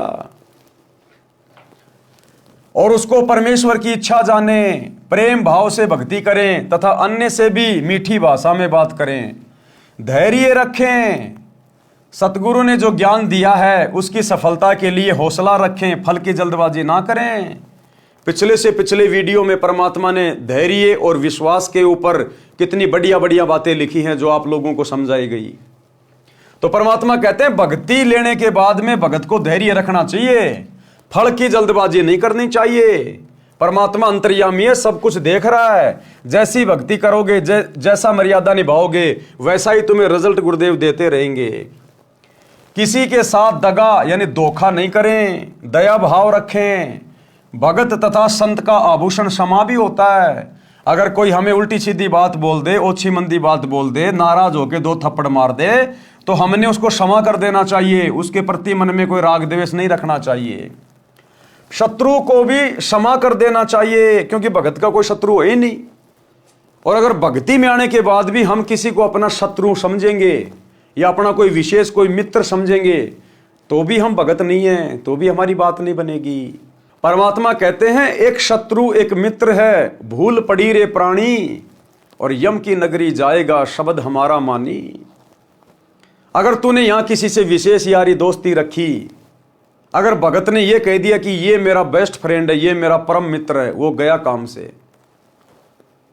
अगर कोई भगत का यहां पर कोई शत्रु मिला, गया काम से। हां, यदि कोई जानबूझ के भगत को अपना शत्रु मान रहा तो लाख बार माने, उसमें भगत का कुछ नहीं बिगड़ेगा। लेकिन भगत ने किसी को शत्रु भाव से नहीं देखना। तो कहते हैं एक शत्रु एक मित्र है, भूल पड़ी रे प्राण, और यम की नगरी जाएगा शब्द हमारा मान। शत्रु को भी क्षमा कर देना चाहिए, शील स्वभाव होना चाहिए, भक्ति को निष्काम भाव से करे। यानी गुरुदेव का सुमरण कर रहे हैं, सत्संग सुन रहे हैं, तो मन में कोई इच्छा नहीं होनी चाहिए, कोई सांसारिक डिमांड नहीं होनी चाहिए कि बेटा हो जाए, पोता हो जाए, छोरा नौकरी लग जाए, बड़ा मकान मिल जाए, एक गुरुजी मुझे गाड़ी मिल जाए। निष्काम भाव से भक्ति करे, बिना किसी लाग लपेट के, बिना किसी इच्छा के। सतगुरु अंतर्यामी है, जिस चीज की आवश्यकता होगी तेरे भाव देख के अवश्य देगा। तो कहते हैं निष्काम भाव से जब लग भक्ति सकामना, सकामना यानी इच्छाओं के साथ यदि आप भक्ति कर रहे हो तो आपकी भक्ति वही नष्ट होती रहेगी। तो कहते हैं जब तक भक्ति सकामना तब लग निष्फल सेव, तेरी पूजा पाठ बेकार। और कहे कबीर वे क्यों मिले निष्कामी निजदेव, वो परमात्मा तो निष्काम भक्ति से मिलता है, और जो मन में कोई इच्छा करके भक्ति कर रहा है तो उसको परमात्मा नहीं मिलेगा। भक्ति को निष्काम भाव से करे, सांसारिक लाभ प्राप्ति के मकसद से ना करे। त्याग की भावना बहुत अनिवार्य है। वैराग होना चाहिए, किसमें? संसार के प्रति वैराग होना चाहिए, सांसारिक नश्वर वस्तुओं के प्रति वैराग होना चाहिए, काम क्रोध मोह लोभ अहंकार के प्रति वैराग होना चाहिए। संसार को असार तथा अपने जीवन को अस्थायी जानकर परमात्मा के प्रति विशेष लगाव होना मोक्ष में अति आवश्यक है। संसार को असार यानी ये 21 ब्रह्मांड, यहाँ के झूठे सुख, राजपाट, धन दौलत, ऐशो आराम जो हमें दिखाई दे रहे हैं, ये केवल एक धोखा है। तो कहते हैं संसार को असार तथा अपने जीवन को अस्थायी जानकर कि भैया सदा नहीं रहेगा, अमर नहीं है। सतयुग में जिनकी लाखों लाखों साल की उम्र थी वो भी ना जाने कितनी बार मर लिए। देवताओं की कितनी लंबी उम्र है, वो भी मरते रहते हैं। तो अपने जीवन को अस्थायी समझकर कि भैया देख मरना तो है, ये शरीर मिल गया। अब भगवान ने जितनी भी इसकी आयु निश्चित की है जिस भी युग के हिसाब से, अब इस कलयुग में 100 साल की आयु निश्चित कर रखी है, लेकिन अपने कर्मों के कारण, भक्ति ना करने के कारण, उल्टा सीधा खाने पीने के कारण इंसान अकाल मौत मर जाता है, क्योंकि वो उसके स्वतंत्र कर्म होते हैं। अन्यथा भगवान ने तो 100 साल की उम्र फिक्स कर रखी है। या जिसने कोई पिछले जन्म में ज्यादा कुकर्म कर रखे हैं तो भैया वो फिर अकाल मौत मरता है। अन्यथा भगवान ने तो कलयुग में 100 साल की उम्र रखी हुई है वर्तमान समय में। तो कहने का मतलब है अपने जीवन को अस्थायी समझकर कि जाना तो पड़ेगा। चलो तू 100 साल भी जी लिया, फिर भी शरीर तो छूटेगा, और शरीर छूटेगा तो ये परिवार भी छूटेगा, ये बेटा बेटी भी छूटेंगे, धन दौलत भी छूटेगी। यानी मरना तो है। अब जब मरना ही है तो क्यों ना सतलोक वाली भक्ति कर ले। अरे मर के भाई नरक में भी जाना पड़ेगा, स्वर्ग में भी जाना पड़ेगा, जैसे तूने कर्म को कर्म किए हैं। तो मरना तो है, और मरने के बाद आगे भी जाना है, तो क्यों ना फिर सतलोक वाली भक्ति कर लें। जब मरना भी है, मरने के बाद आगे भी जाना है, तो क्यों ना अपना अगला ठिकाना सुधार लें, अपना अगला जन्म तो सुधार लें। जब मरना ही है तो क्यों ना फिर सतलोक वाली भक्ति करें। हमारा कोई ठिकाना तो होगा, कोई जगह तो होगी हमारी। और बाकी वैसे भी मरना भाई, वैसे मर के नरक में जाएगा, 84 लाख योनियों में जाएगा। तो जब इन बातों का पता चल गया कि यहां पर परमानेंट ना कोई रहा ना कोई रहेगा, तो क्यों ना आगे के ठिकाने की तैयारी करें जो सतगुरु ने आके बता दिया। संसार को असार तथा अपने जीवन को अस्थायी जानकर परमात्मा के प्रति विशेष लगाव होना मोक्ष में अति आवश्यक है। भगत का विशेष गुण शांति होती है, यानी भगत एकांत में रहे, शांति में रहे, ज्यादा बड़बड़ ना करे, भागा दौड़ ना करे ज्यादा जीवन में, और टाइम के पीछे ना भगे ज्यादा। शांति, जितना भगवान दे रहा आनंद, जो पहनने को दे रहा आनंद, जो खाने को मिल रहा है very good, very nice, best. भागे नहीं फालतू में दुनियादारी को देख के, और उसने मकान बना लिया मैं भी बनाऊं, पैसा कहां से लाऊं, कर्जा ले लूं, थोड़ी जमीन बेच दूं, टेंशन में। कहते हैं शांति में रहो, शांति में। रंका और बंका की तरह, चाहे झोपड़ी हो, शांति में। झोपड़ी जल भी जाए तो झोपड़ी की तरफ मत देखो, पेड़ के नीचे बैठ के गुरु जी का भजन करो, स्मरण करो। ऐसी शांति चाहिए भगत को, तब जाकर भगत उस शांत स्थान पर जाएगा।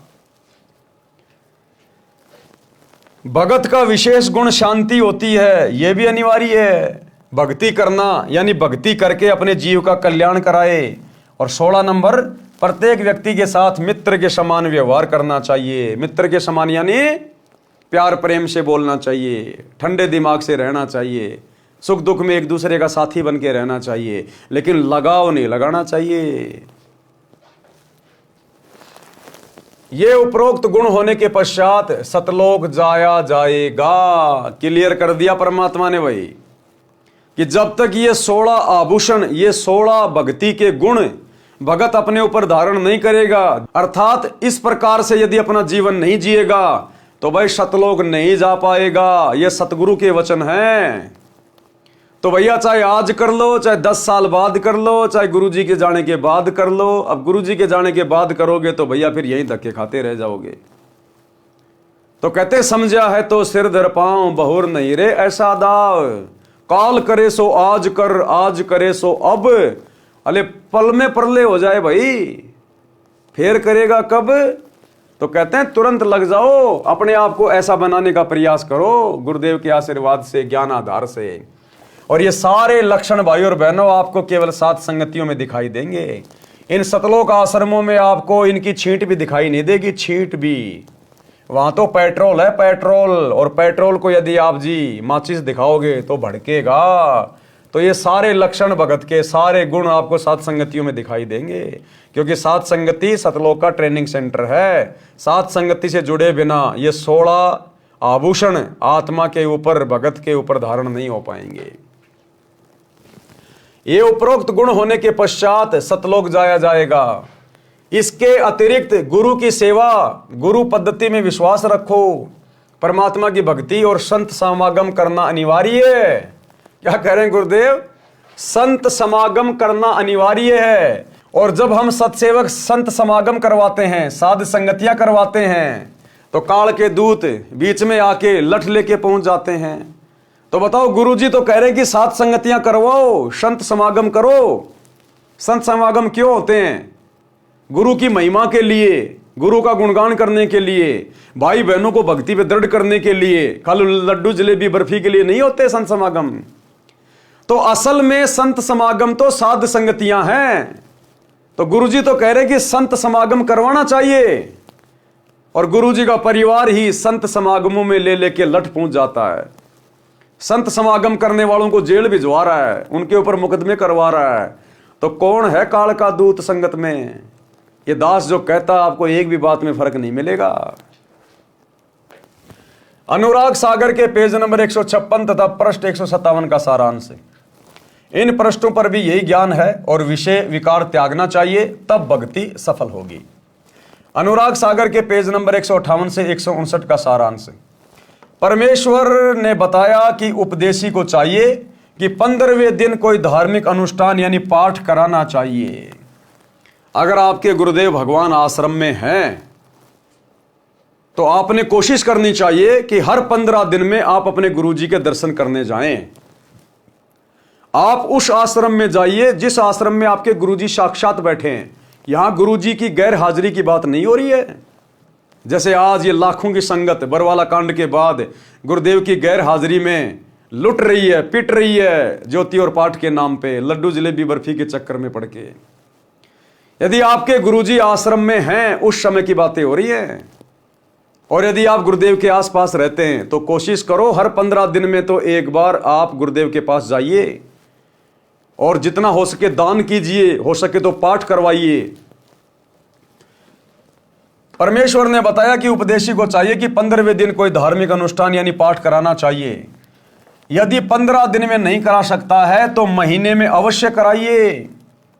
निर्धन के लिए कहा है कि यदि कोई रंक हो तो साल में 2 बार कराएं या साल में 1 बार अवश्य कराएं।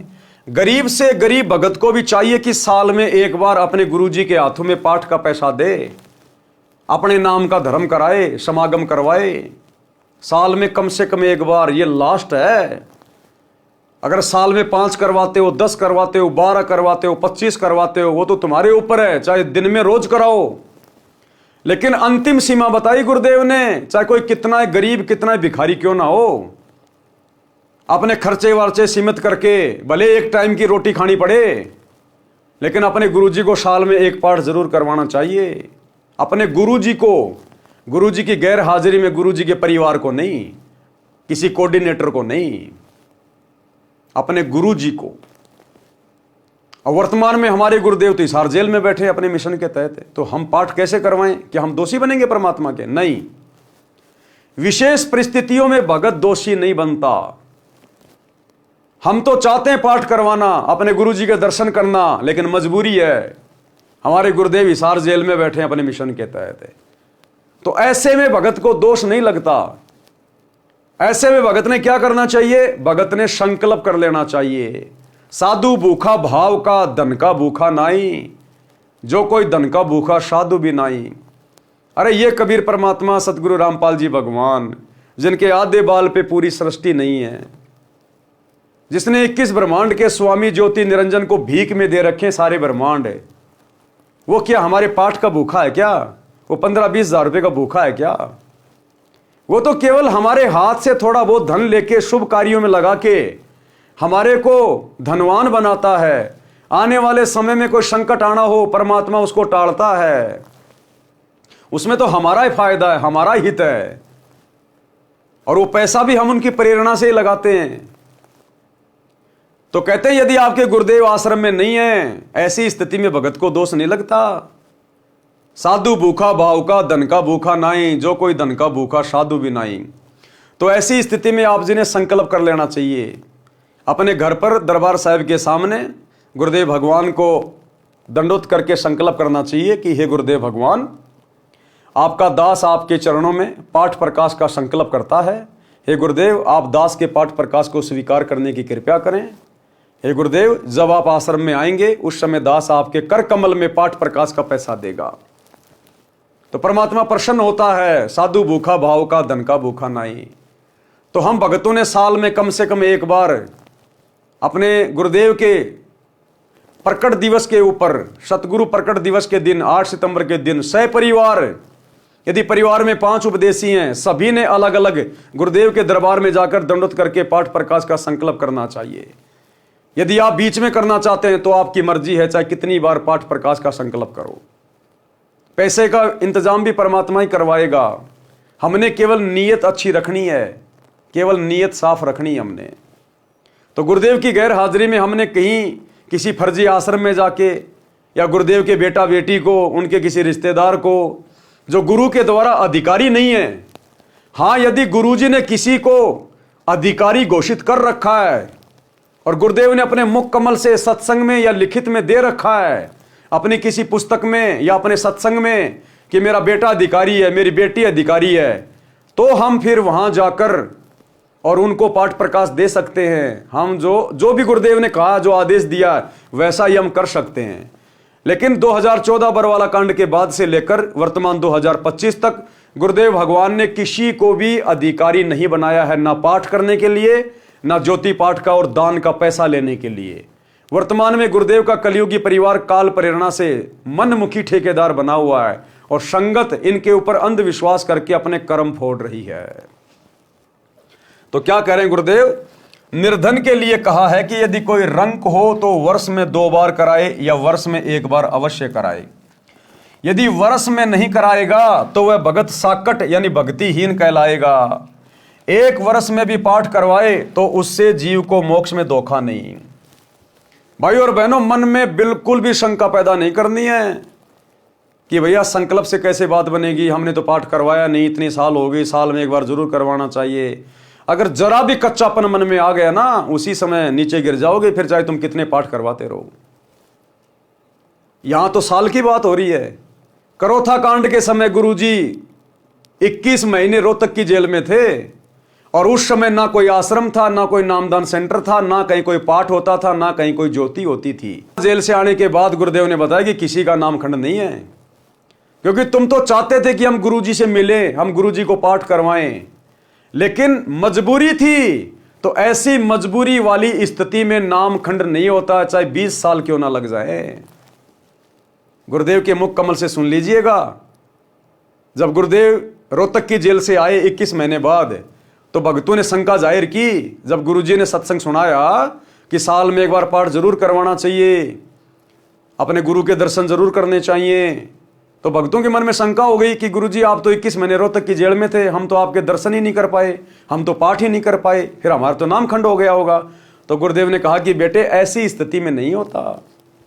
ऐसी स्थिति में, मजबूरी वाली स्थिति में, चाहे 20 साल आप अपने गुरु से दूर रहो, ऐसी स्थिति में नामखंड नहीं होता, कोई दोष नहीं होता। सुनिए छोटा सा सत्संग।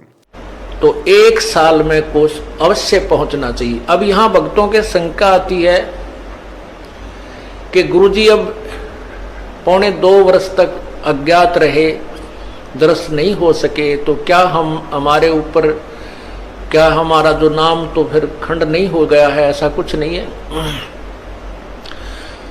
ये लीला परमात्मा की है। जैसे कोई एक्सीडेंट हो जाता है और भाई उसमें टांग टूट जा, प्लास्टर बांधे रहना पड़ता है और चारपाई पे लेटा पड़ा रहना होता है। लेकिन जब ठीक हो जाए, जब थोड़ा ही पड़ा रहना है, फिर तो काम करे, घूमे, फिर अपने सारे कार्य सुचारू करे। तो ये कोई लीला है परमात्मा की, इनमें ऐसा कोई दोष नहीं आता। क्योंकि आप तो रो रहे थे, आप गुरु जी से दूर नहीं थे, आपकी आत्मा तड़फ रही थी और उन नादान लोगों ने स्वयं भी पाप कमा लिया, जिन्हें हमारा विरोध करके ये ऐसा झूठा केस बनाकर परमात्मा के कुत्तों को सजा, उन्होंने हमारे को प्रताड़नाएं दी है, जेल में डाला। अब मुझे इस बात का डर है कि उन गेला के बनेगी। तो भाई और बहनों, हमने हर स्थिति में भक्ति मार्ग पर ज्ञान को आधार बना के चलना है। अपने कोऑर्डिनेटर के कहने से, गुरुजी के बेटा बेटी के कहने से, कोई पीला पर्चा निकाल देने से हमने झुकना नहीं है। ये काल हर प्रकार से षड्यंत्र कर रहा है। इस समय ये परीक्षा का समय चल रहा है और सतगुरु बैठकर परीक्षा ले रहा है कि कितने भक्तों ने मेरे ज्ञान को आधार बनाया है और कितने अभी भी गांधारी की तरह आंखों पे काली पट्टी बांध के चल रहे हैं। कबीर नाम श्रद्धा से जपें, कबीर नाम श्रद्धा से जपें। कौन सा ये कबीर नाम?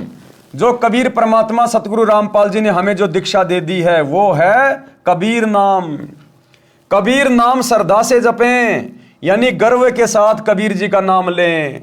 शर्म नहीं करें कि यह भी कोई परमात्मा का नाम है। ऐसे कहने वालों से डरे नहीं, शर्मावे नहीं। इनके साथ साथ तेरा धर्मदास का नाम भी आदर से कहे।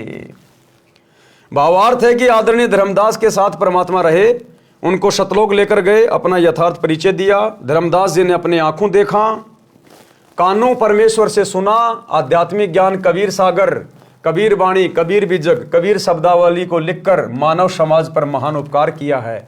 इसलिए धर्मदास जी की महिमा भी करनी चाहिए। महिमा का मतलब धर्मदास जी का नाम आदर सत्कार से लेना चाहिए, बस इतना ही। हम पिछली पीढ़ी वालों ने और किसी की महिमा नहीं करनी फालतू की, क्योंकि परमात्मा तो सबको आदर देंगे, सबको सम्मान देंगे। ये परमात्मा है भाई, इनकी बात अलग है, इनके ऊपर कोई नियम लागू नहीं है। लेकिन हम भगत है, हमारे ऊपर नियम लागू है। हम महिमा केवल अपने गुरु की कर सकते हैं, किसी और की नहीं। बाकी धर्मदास की कथा है, मीराबाई की कथा है, वो कथा पढ़ना एक अलग बात है, लेकिन वैसे हमने महिमा केवल अपने गुरु की करनी है। भगत को चाहिए कि भक्ति साधना तथा मर्यादा का पालन अंतिम श्वास तक करे। क्या?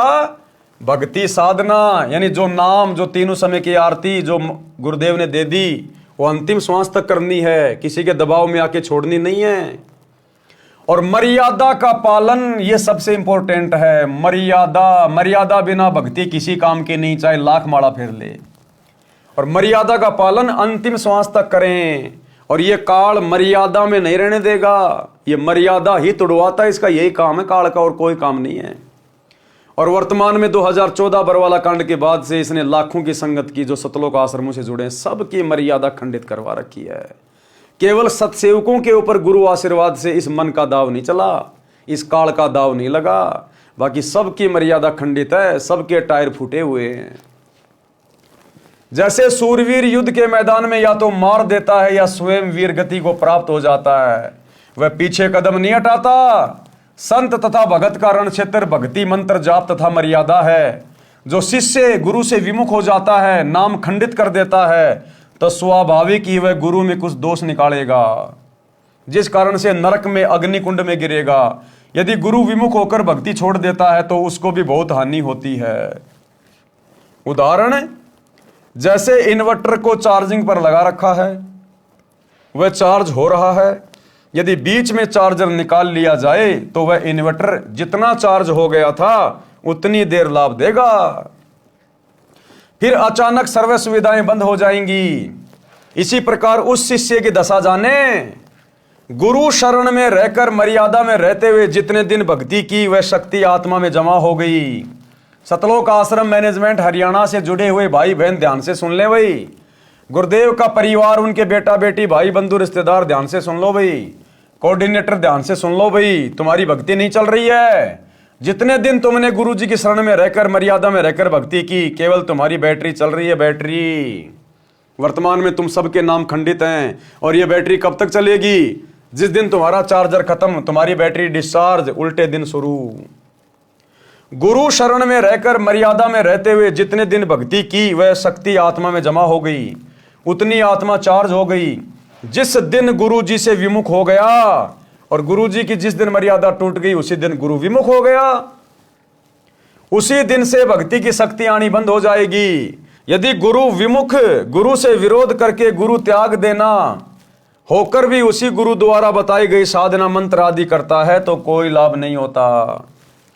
जैसे बिजली का कनेक्शन कट जाने के पश्चात पंखे, मोटर, बल्ब के स्विच बटन दबाते रहो, न पंखा चलेगा न बल्ब जलेगा। यही दशा गुरु विमुख साधक की होगी, फिर नरक का भागी होगा। कबीर परमेश्वर जी ने कहा है कि कबीर मानुष जन्म पाए कर खोवे, सतगुरु विमुखा युग युग रोवे।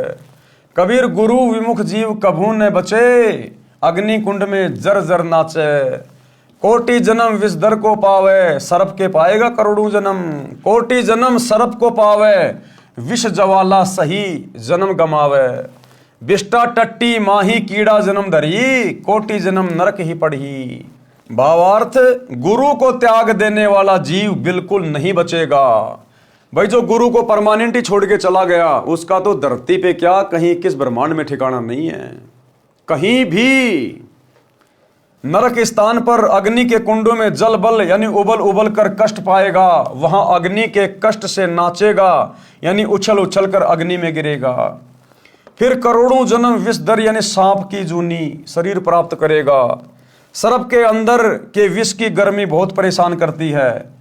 गर्मी के मौसम में सर्प उस विष की उष्णता से बचने के लिए, शीतलता प्राप्त करने के लिए चंदन के पेड़ के ऊपर लिपटे रहते हैं। फिर वही गुरु विमुख यानी गुरुद्रोही बिष्टा टट्टी गुहा में कीड़े का जन्म प्राप्त करता है। इस प्रकार गुरु से दूर गया प्राणी महाकष्ट उठाता है। तो भाई कभी शौपन में भी मत सोचना अपने गुरु जी से दूर होने की, अपने परमात्मा सतगुरु रामपाल जी से विमुख होने की कभी शौपन में भी मत सोचना, मर्यादा तोड़ने की। इस प्रकार गुरु से दूर गया प्राणी महाकष्ट उठाता है। आज भाई अपने परिवार का कष्ट उठा लो, अपने माता पिता की गालियां खा लो, 2-4 डुक्का मुक्की खा लो, लोगों की बातें सुन लो, इसमें भी हमारा फायदा है। अगर दबाव में आकर, लोक लाज में आकर, मर्यादा तोड़कर गुरु से दूर हट गए तो भाई लैट्रीन में कीड़े बनेंगे। फिर वो कष्ट बहुत भयंकर होगा, करोड़ों जन्म सांप के पाएंगे, वो कष्ट फिर सहा नहीं जाएगा। आज तो सहन कर लेंगे 2-4 थप्पड़ मुक्के, लेकिन फिर अगर आज गुरु जी से विमुख हो गए तो आगे के जन्म क्या होंगे, 84 लाख योनियां, वो सहन नहीं हो पाएगा फिर। इस प्रकार गुरु से दूर गया प्राणी महाकष्ट उठाता है। यदि गुरु नकली है तो उसको त्याग कर पूर्ण गुरु की शरण में चले जाने से कोई पाप नहीं लगता। कबीर गुरु दयाल तो पुरुष दयाल, क्योंकि गुरु खुद ही पुरुष होता है, इसलिए गुरु दयाल तो पुरुष दयाल, यानी गुरु राजी तो परमात्मा राजी। क्यों? क्योंकि गुरु स्वयं ही परमात्मा होता है। कबीर गुरु दयाल तो पुरुष दयाल, जे ही गुरु व्रत छुए नहीं काल, ऐसे भगत को काल छू भी नहीं सकता। भावार्थ, हे धर्मदास, यदि गुरु शिष्य के प्रति दयाल है, यानी गुरु के दिल में शिष्य की अच्छी छवि है, मर्यादा में रहता है, तो परमात्मा भी उस भगत के ऊपर प्रसन्न है। अन्यथा उपरोक्त कष्ट शिष्य को भोगने पड़ेंगे। पृष्ठ 160 का सारांश। इस पृष्ठ पर कुछ गुरु महिमा है तथा कोयल की चाणक्य नीति का ज्ञान है। काल का जीव सतगुरु ज्ञान नहीं मानता। अब काल का जीव सतगुरु का ज्ञान कैसे नहीं मानता, लगेगा भक्ति कर रहा है और सारी मर्यादा तोड़ के रहता है, गुरु के आगे भक्ति का दिखावा करेगा, पीछे से सारे काम वो ही करेगा। तो काल का जीव किस प्रकार से गुरु की भक्ति पे नहीं लगता, गुरु की बात नहीं मानता, इस विषय पर हम कल रात्रि 8 बजे आगे के वीडियो में समझेंगे। तब तक गुरुदेव भगवान हम सबको आज्ञा दे, इजाजत दे, आशीर्वाद दे। बंदी छोड़ सतगुरु रामपाल जी भगवान की जय हो।